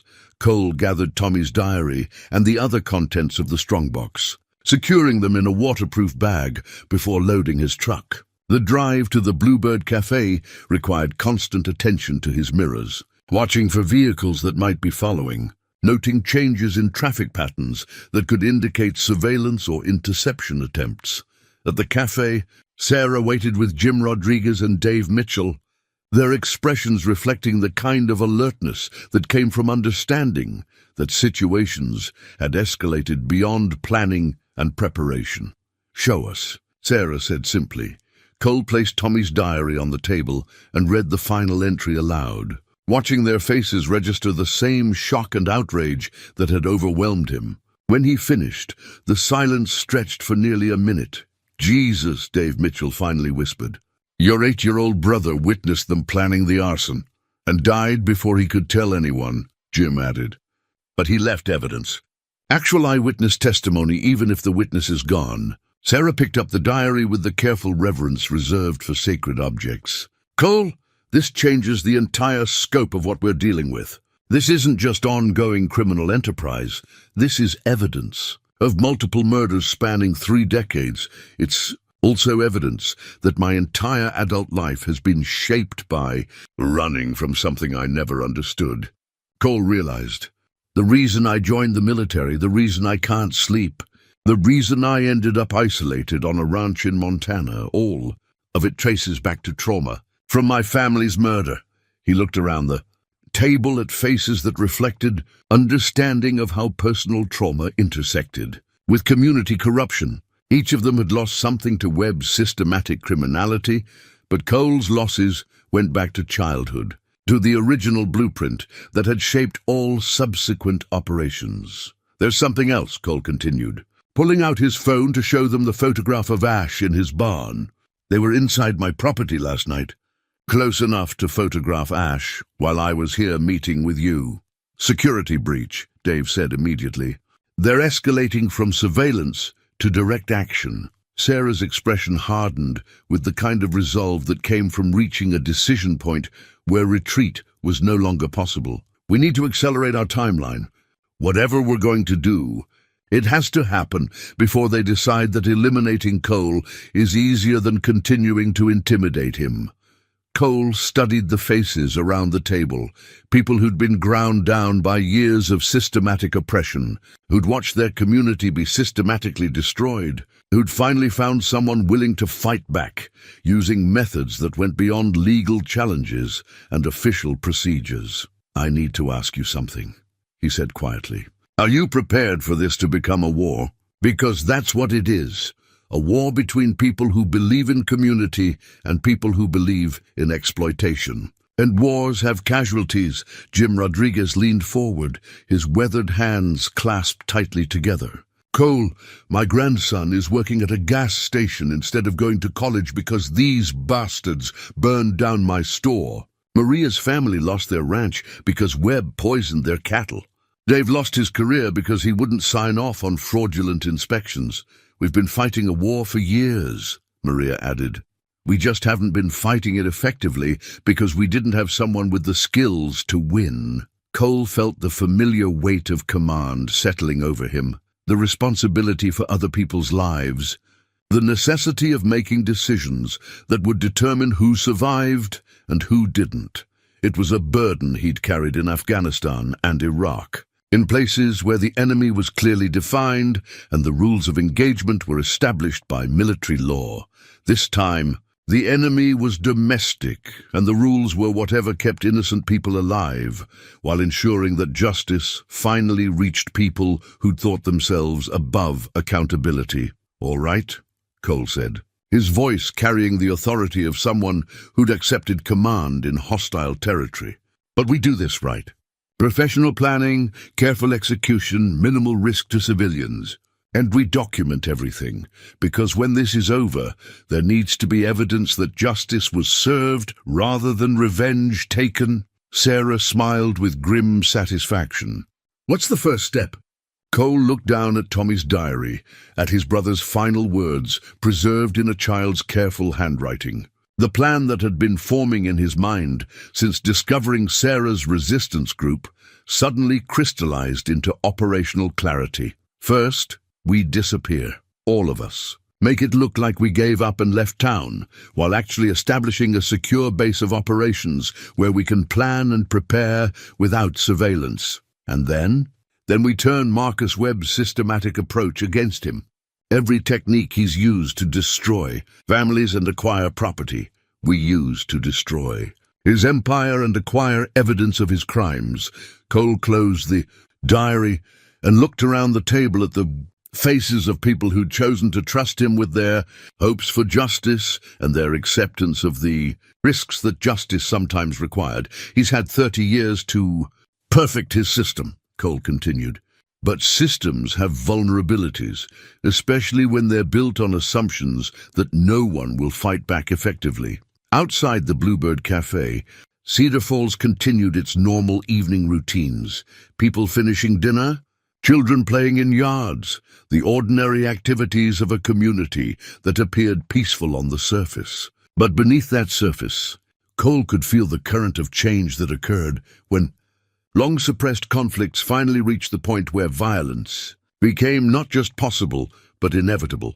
Marcus Webb had created this situation through 3 decades of systematic criminality, disguised as business success. Now he would learn what happened when someone with Cole's skills and Tommy's evidence decided that accountability was long overdue. The war for Cedar Falls was about to begin, and this time the right side had a commander who understood how to win.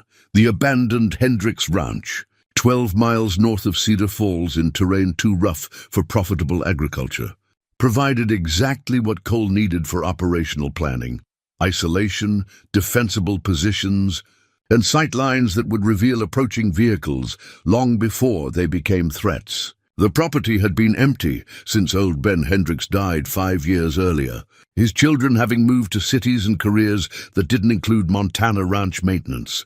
Cole arrived before dawn, his truck loaded with supplies and equipment that ranged from military surplus gear to sophisticated electronics that would have been impossible to acquire 20 years earlier. The digital revolution had democratized surveillance and intelligence gathering in ways that military strategists were still learning to exploit. Sarah and the other resistance members arrived in separate vehicles over the next 2 hours, each taking circuitous routes that avoided main roads and obvious surveillance points. They gathered in the ranch's main barn, a structure solid enough to muffle voices while providing escape routes in multiple directions. Cole had spent the night converting the barn's interior into a tactical operations center, complete with topographical maps, satellite imagery printed from online sources, and a communication setup that would allow secure contact with external resources. Tommy's diary occupied a place of honor on the central table, open to the final entry that had transformed their mission from community activism to pursuit of justice for multiple murders. "Before we begin," Cole said, addressing the group that had grown to include 2 new members, a retired county clerk named Patricia Wells, who had access to historical records, and Miguel Santos, Maria's nephew, who worked as an IT specialist for the county government. "I need everyone to understand what we're committing to. This operation will cross legal lines. It will expose all of us to criminal prosecution if we're caught. And it will make us permanent enemies of people who've already demonstrated willingness to kill. He paused, studying faces that reflected both fear and determination in equal measure. Anyone who wants to leave can do so now, with no judgment and no questions asked. No one moved. All right then. Cole pulled out a notebook filled with tactical sketches and operational timelines. We have 3 primary objectives. Gather irrefutable evidence of Webb's criminal enterprise. Neutralize his ability to retaliate against witnesses or victims. And ensure that evidence reaches federal authorities who can't be corrupted or intimidated. Dave Mitchell leaned forward to study the maps. How do we accomplish all that without getting killed? By doing what Webb has never faced before. Coordinated resistance that uses his own methods against him. Cole traced routes on the topographical map with a red pen.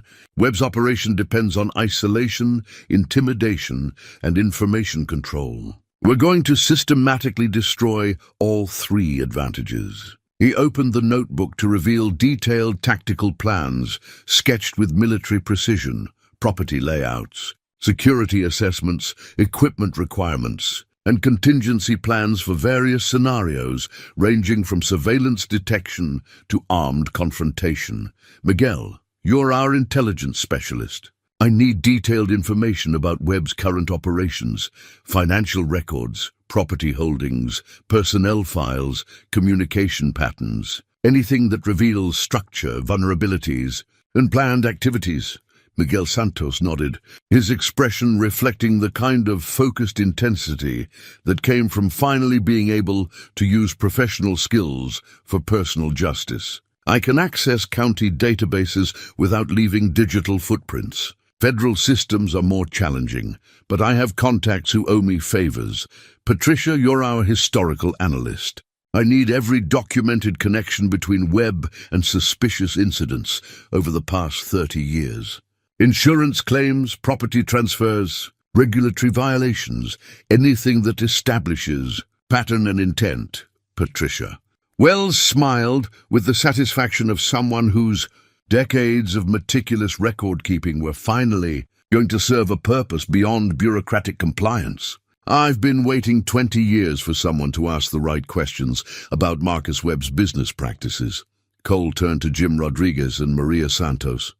You two coordinate community intelligence. I need to know Webb's current security measures, daily routines, personnel locations, and any changes in operational patterns that might indicate he's preparing for escalation. What about the rest of us? Sarah asked. Sarah, you're my deputy commander and liaison with external resources. If something happens to me, you take over operations and ensure the evidence gets to people who can act on it. Cole pulled out his cell phone and showed them a contact number he'd programmed that morning. Agent Jennifer Martinez, FBI Public Integrity Section, Denver office. She's investigating political corruption in Western states and has authority to pursue federal charges. She's also the replacement for Jennifer Walsh, the agent who disappeared while investigating Webb's operation. The implication hung in the air. Without needing explanation, they were dealing with people who'd already eliminated federal investigators who got too close to the truth. And timeline is 48 hours, Cole continued. We gather intelligence today and tonight, execute evidence collection tomorrow, and initiate contact with federal authorities tomorrow evening. After that, either we've succeeded or we're all in immediate danger. He closed the notebook and looked around the barn at people who'd been transformed from isolated victims into members of an operational unit. Questions? What about Ash? Sarah asked. Webb's people have already demonstrated they'll target him to get to you. Cole had been considering that exact problem throughout the night. Balancing operational security against personal responsibility to an animal who'd become both symbol and catalyst for everything that followed. Ash comes with us. He's evidence of Webb's criminal enterprise, and he's safer under our direct protection than hidden somewhere Webb's people might find him. As if summoned by his name, Ash appeared in the barn doorway. Cole had brought him from the ranch that morning, and the donkey had spent the first hour exploring his new environment with the kind of systematic thoroughness that suggested intelligence bordering on tactical awareness. Now, Ash approached the group with alert confidence, his dark eyes scanning faces with the kind of assessment that animals developed when they'd learned to distinguish between humans who could be trusted and those who represented danger. "He knows," Maria observed. "Look at him. He understands something important is happening." Cole reached out to stroke Ash's neck, feeling the solid warmth of an ally who'd been through his own version of hell and chosen to trust again. Smart animals recognize when their people are preparing for conflict.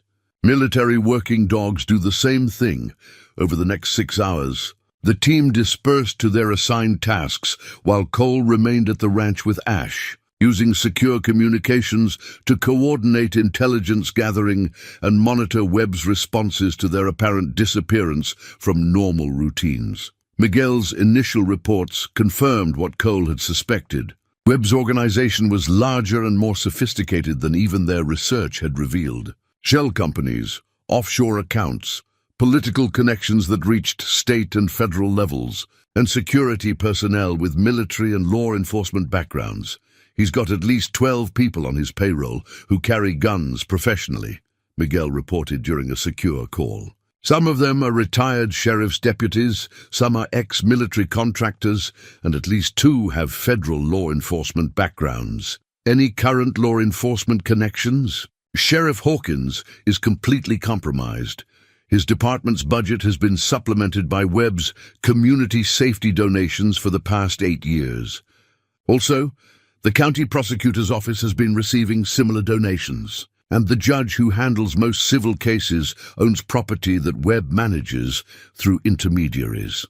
Cole absorbed this information while watching Ash graze peacefully in the meadow outside the barn.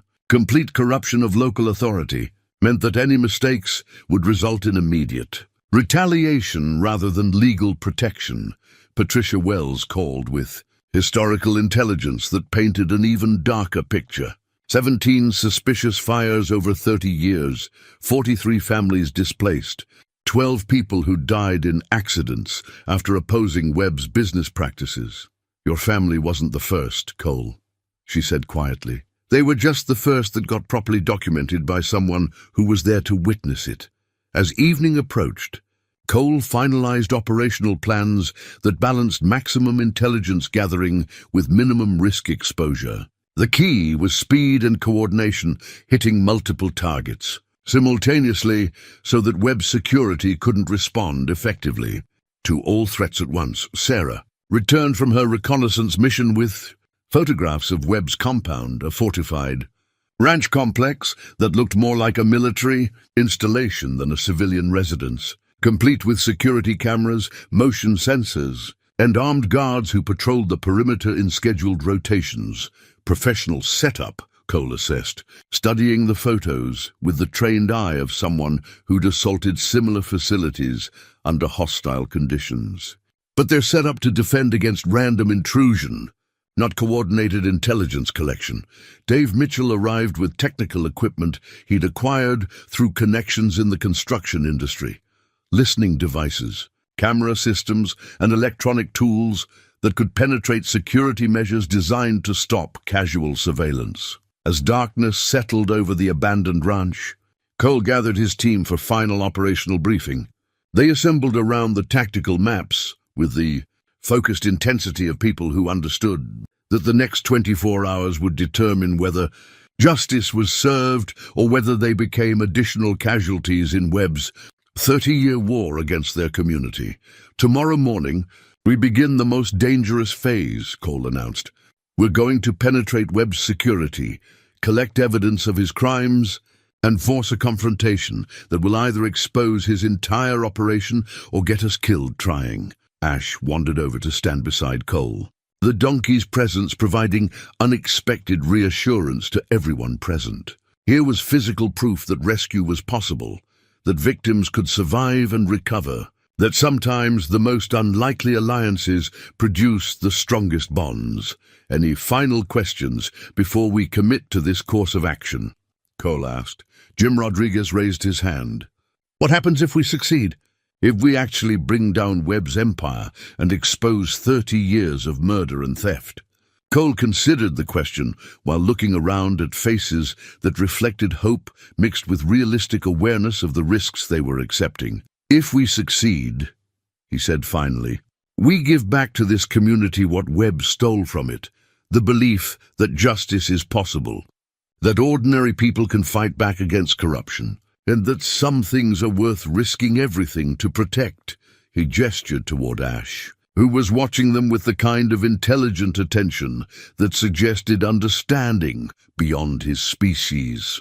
"That little donkey taught me something important over the past week," Cole continued. "Sometimes salvation comes to us in forms we don't expect, from sources we never anticipated. But it only works if we're brave enough to accept help when it's offered, and strong enough to offer help when it's needed." Outside the barn, Montana Knight settled over terrain that had witnessed a century of human struggles for survival, prosperity, and dignity. Tomorrow, that terrain would witness one more chapter in the endless conflict between people who built communities and people who exploited them.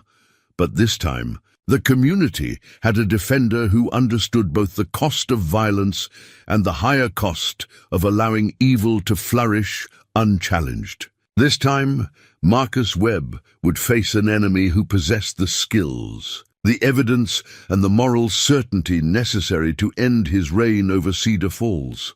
The war was about to begin, and Cole Danner intended to win it. The confrontation came at dawn, exactly as Cole had planned.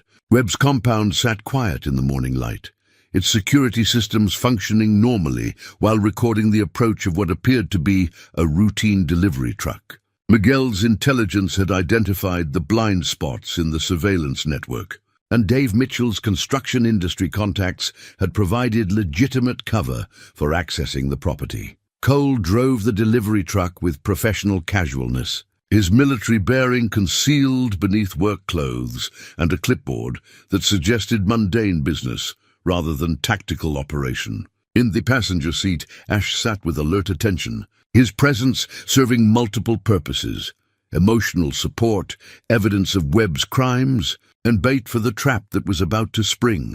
The compound's main gate opened automatically when Cole presented forged delivery credentials that Miguel had created using his access to county contractor databases. Security cameras tracked their progress up the winding drive, but the guards who monitored them saw nothing more threatening than a routine service call. Marcus Webb emerged from his house as Cole parked near the main entrance, his expression reflecting the kind of casual arrogance that came from 30 years of facing challenges that money and intimidation had always resolved. He was dressed for another day of managing his empire, unaware that the empire was about to collapse around him. "You're trespassing, Danner," Webb called out as Cole climbed from the truck. "Whatever game you think you're playing, it's over." "No games," Cole replied, his voice carrying the calm authority he'd used during military operations, where emotional control meant the difference between success and catastrophe. "Just time for some honest conversation about what happened to my family." Webb's eyes narrowed as he registered Ash in the truck cab, then shifted to assess Cole's positioning and potential weapons. Professional paranoia activated by the recognition that this wasn't a random encounter. "Your family died in an accident 30 years ago. Tragic, but not my concern." Cole pulled out Tommy's diary, holding it where Webb could see the childish handwriting on the cover. "My 8-year-old brother left something behind. A detailed account of you and your men planning their murder." For the first time since Cole had known him, Webb's composure cracked slightly. His eyes fixed on the diary with the kind of recognition that came from seeing evidence he'd thought was destroyed decades ago. "That proves nothing. Fantasies of a disturbed child. Tommy recorded everything." Cole continued, opening the diary to the final entry. "Your name, your men, your plan to make it look like an accident, all documented the night before you killed." Him. Webb's hand moved toward the concealed weapon Cole had spotted during their previous encounters. Subtle shift that spoke to training and experience with violence as problem-solving. "Tool, I wouldn't," Cole said quietly. "You're surrounded by people who've been waiting 30 years for this conversation.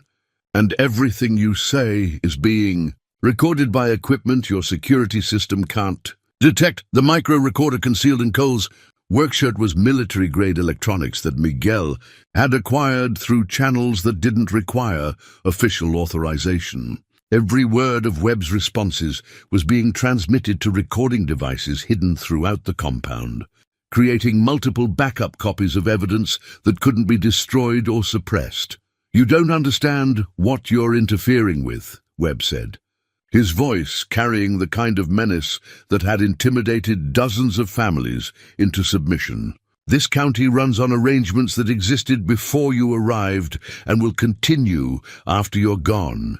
Arrangements that include murdering children.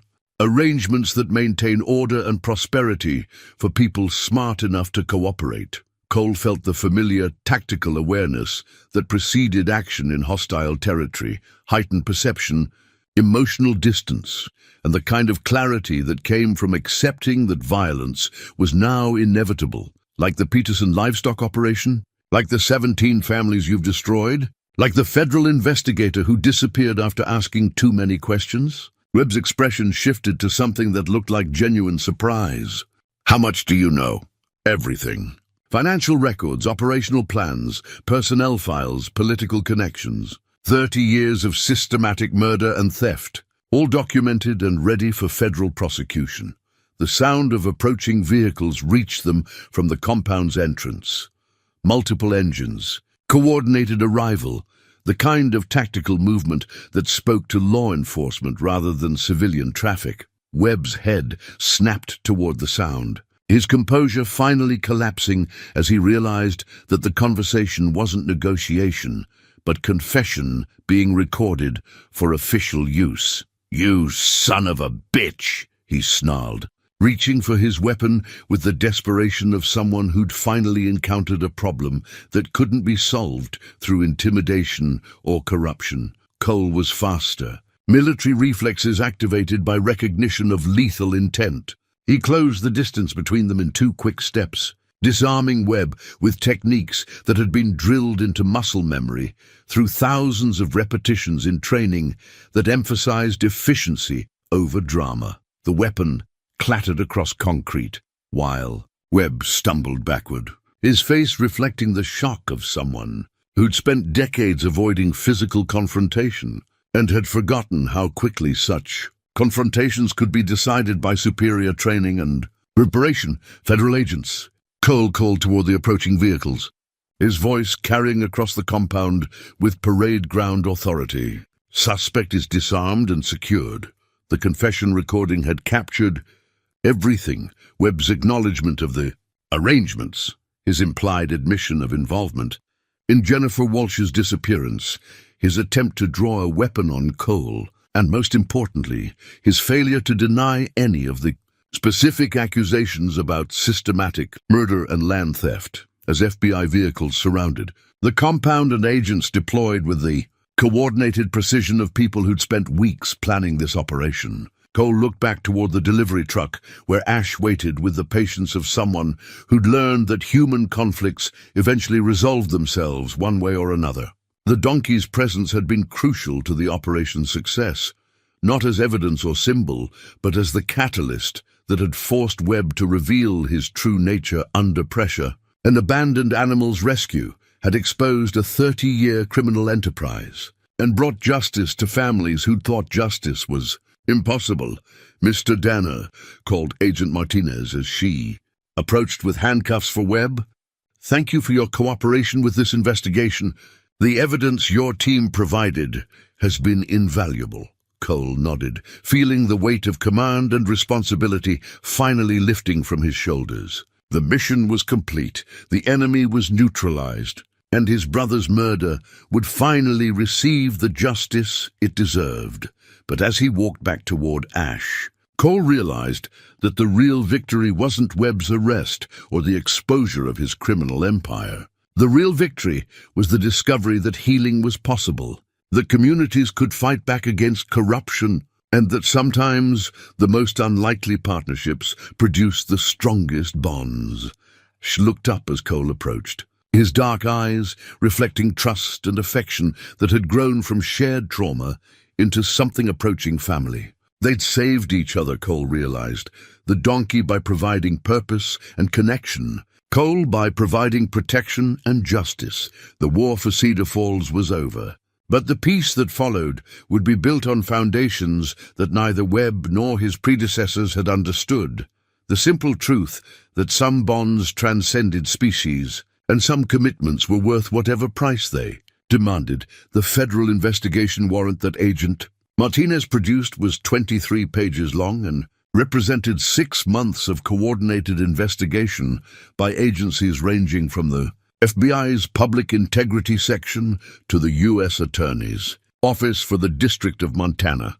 Cole recognized the thoroughness that spoke to bureaucratic determination to ensure that no procedural errors would compromise the prosecution of crimes that spanned 3 decades. Marcus Webb, you are under arrest for racketeering, conspiracy to commit arson, multiple counts of murder, witness tampering, and federal civil rights violations, Agent Martinez announced, while her partner secured handcuffs with professional efficiency. Around the compound, additional FBI agents emerged from vehicles that continued arriving in coordinated waves. This wasn't a simple arrest. It was the systematic dismantling of a criminal enterprise that required simultaneous action at multiple locations to prevent evidence destruction and witness intimidation. Cole watched the operation unfold with the tactical appreciation of someone who'd participated in similar missions under military command. Every movement was coordinated, every agent knew their specific role, and backup plans were clearly in place for various contingencies. Webb's security personnel offered no resistance, apparently recognizing the futility of opposing federal law enforcement agencies that had arrived with overwhelming force and legal authority. Several of them actually appeared relieved, as if they'd been waiting for someone to end their participation in activities that had grown progressively more disturbing over time. The warrant covers all properties owned by Webb or his associated companies, Agent Martinez explained to Cole as evidence teams began their methodical search of the compound. We're executing simultaneous raids on 17 locations throughout the county. From his position near the delivery truck, Cole could see the scope of the federal response through radio communications that crackled with reports from other teams. Sheriff Hawkins' office was being searched, Mayor Hendricks was being questioned, and county officials who'd accepted Webb's donations were discovering that their financial arrangements were now evidence in federal criminal proceedings. The corruption network that had seemed invulnerable just hours earlier was collapsing with remarkable speed once federal resources were applied. Systematically, Agent Martinez, Cole said, there are people in this community who've been fighting Webb's operation for years. They deserve to see that justice is finally being served. She nodded with the understanding of someone who'd worked similar cases involving systemic corruption and community intimidation. We'll need their testimony for prosecution, and they'll need protection during the legal proceedings. But yes, after 30 years, they deserve to witness accountability. Cole's phone buzzed with messages from Sarah and other team members, reporting successful completion of their assigned roles in the operation. The community network that Webb had tried to destroy through isolation and fear was now coordinating the exposure of his crimes with the same systematic approach he'd used to commit them. An hour later, as evidence teams continued their methodical documentation of Webb's compound, Sheriff Hawkins arrived alone in his patrol car. Cole watched him approach with interest, noting the careful way he moved and the expression that suggested someone preparing to make a difficult decision. Cole, Hawkins said, his voice carrying weariness that went beyond physical exhaustion. I need to tell you something that should have been said years ago. Go ahead, Ray. I knew. Maybe not all the details, maybe not the full scope, but I knew Webb's operation was dirty and I looked the other way because it was easier than fighting. A battle I thought I couldn't win. Hawkins removed his sheriff's badge and held it in his hands like something that had become too heavy to carry. I'm resigning effective immediately. Agent Martinez has the county commissioner's authorization to assume law enforcement authority until replacement elections can be held. Cole studied the sheriff's face, reading genuine remorse mixed with the relief that came from finally abandoning a position that had become morally untenable. Ray, sometimes the system forces decent people to make impossible choices. The important thing is recognizing when it's time to make better ones. Your family deserved better than they got from this county's law enforcement. Your brother deserved someone who would investigate his murder instead of accepting convenient lies. Hawkins extended his hand, and Cole shook it with the kind of respect reserved for people who'd found the courage to acknowledge their mistakes and attempt redemption. As afternoon turned to evening, the community response to Webb's arrest spread throughout Cedar Falls, with the kind of organic momentum that develops when long-suppressed truth finally reaches daylight. People who'd been isolated by fear and intimidation began gathering in public spaces, sharing stories that had been whispered privately for years. The Bluebird Cafe became unofficial headquarters for celebration and planning, with Sarah coordinating efforts to support families who'd been victimized by Webb's operation. Doc Miller arrived with veterinary supplies for animals that had been rescued from Webb's properties, his expression reflecting satisfaction that went beyond professional success. Found 17 animals in various stages of neglect and abuse, he reported. Nothing that can't be healed with proper care and time. Cole returned to the abandoned ranch where their tactical operation had been planned, bringing Ash back to territory that had served as sanctuary during the most dangerous phase of their mission. The donkey seemed to understand that the immediate threat had passed, his posture more relaxed than it had been since Cole first discovered him behind the barn. As evening settled over Montana landscape that had witnessed the end of Webb's 30-year reign, Cole sat on the ranch house steps with Ash beside him, both of them watching stars emerge in clear sky that seemed to reflect the clarity that came from achieving justice after decades of systematic injustice. His phone rang. Agent Martinez. Cole, preliminary examination of Webb's records confirms everything your team documented and more. Financial evidence of bribes, personnel files showing hired intimidation, communication records proving coordination of arson and murder. This is going to be one of the largest public corruption prosecutions in Montana history. What about the families he victimized? Federal victim compensation funds will provide restitution, and civil asset forfeiture will return much of the stolen property to original owners or their heirs. It won't undo the damage, but it's the beginning of making things right. After ending the call, Cole remained on the steps with Ash, contemplating the transformation that had begun with rescuing an abandoned donkey and culminated in dismantling a criminal empire. The personal had become political, the local had become federal, and individual trauma had become community healing. Ash leaned against his leg with the trust that had developed between them, two survivors who'd found in each other the courage to face dangerous truth rather than comfortable lies. Tomorrow would bring new challenges as the legal system processed decades of accumulated evidence, and the community began rebuilding institutions that had been corrupted by Webb's influence. But tonight belonged to the satisfaction of knowing that justice was finally possible, and that some bonds transcended species, while some commitments were worth whatever price they demanded. 6 months after Marcus Webb's arrest, Cole stood beside the foundation stone of what would become the Thomas Danner Memorial Animal Sanctuary, watching construction crews pour concrete that would support buildings designed to house animals recovering from trauma and abuse. The stone itself bore simple engraving, Thomas Danner, 1981 to 1989, his courage revealed the truth that set us free. The Federal Victim Compensation Fund had provided resources beyond what Cole had imagined possible, Webb seized assets, combined with grants from animal welfare organizations and donations from people who'd followed the story through national media coverage, had transformed Cole's modest ranch into a facility capable of caring for dozens of animals while providing educational programs about trauma recovery and community resilience.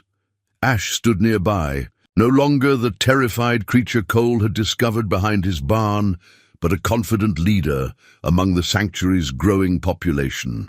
The donkey had assumed responsibility for helping new arrivals adapt to safety, a role that seemed to fulfill some deep need to transform his own suffering into healing for others. He knows what they've been through, Sarah observed, settling beside Cole on the wooden bench they'd placed near the construction site. Her presence had become as natural as breathing over the past months, their partnership deepening from shared mission into something approaching family. They watched Ash approach a recently rescued horse whose ribs showed evidence of prolonged neglect, offering the kind of patient companionship that animals understood better than human sympathy. The horse's tension gradually decreased. Under Ash's gentle attention, process Cole had witnessed dozens of times as traumatized, animals learned to trust again. Doc Miller thinks we'll have capacity for 50 animals by spring, Sarah continued. The county commissioners approved the zoning changes unanimously, and the new sheriff's department has offered to provide security during the transition period.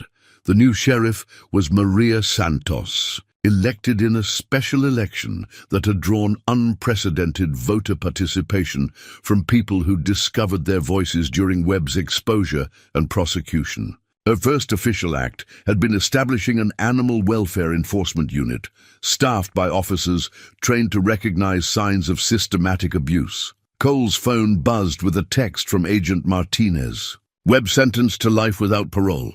Co-conspirators received 25 years. Justice served.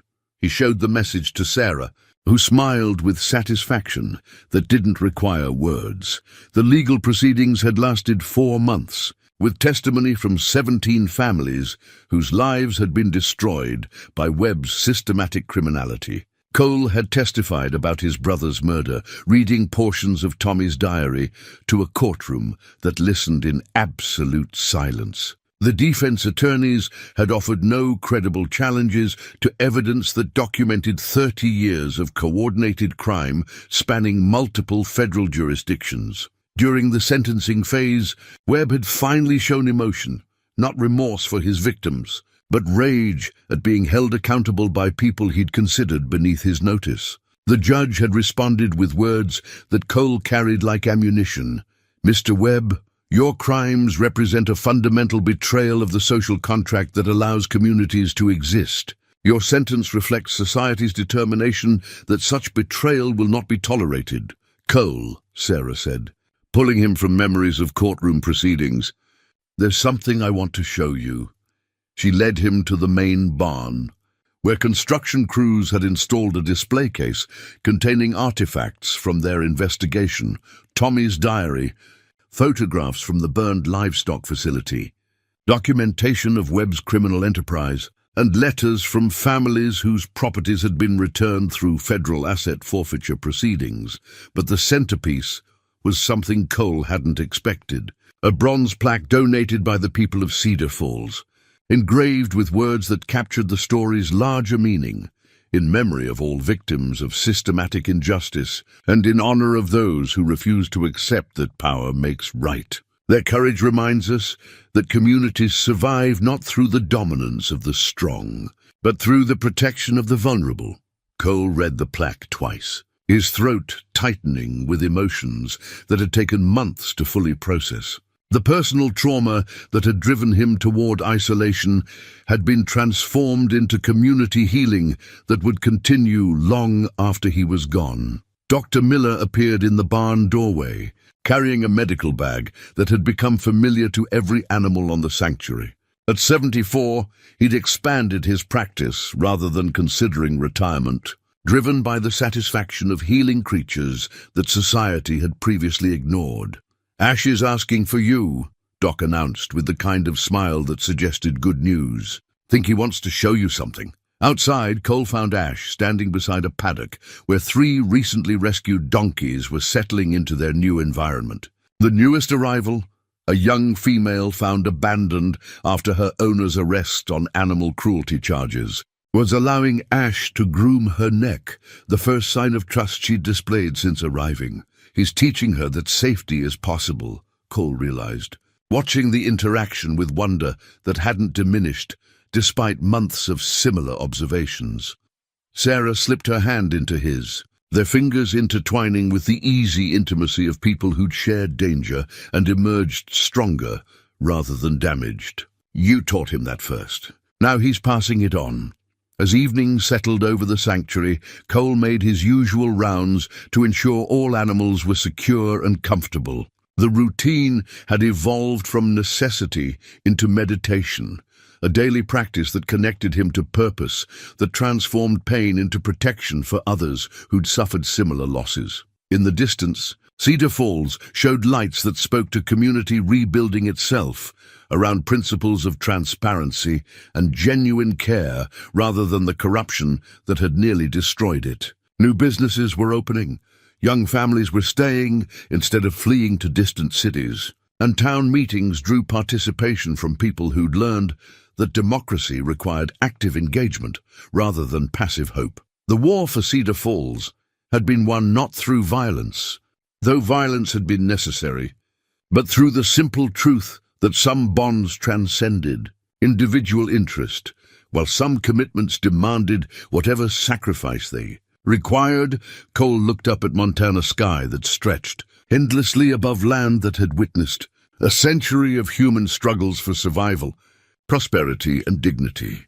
Tomorrow would bring new challenges as traumatized animals continued arriving and community healing continued evolving. But tonight belonged to the satisfaction of knowing that justice was not only possible, but sustainable when good people chose courage over comfort. Ash approached through the gathering darkness, his presence providing the same comfort that had sustained Cole through months of dangerous investigation and difficult testimony. They stood together in companionable silence, 2 survivors who discovered that salvation often came in forms nobody expected, from sources nobody anticipated, but that it only worked when people were brave enough to accept help when offered, and strong enough to offer help when needed. The bonds that saved them had become the foundation that would save others, ensuring that Thomas Danner's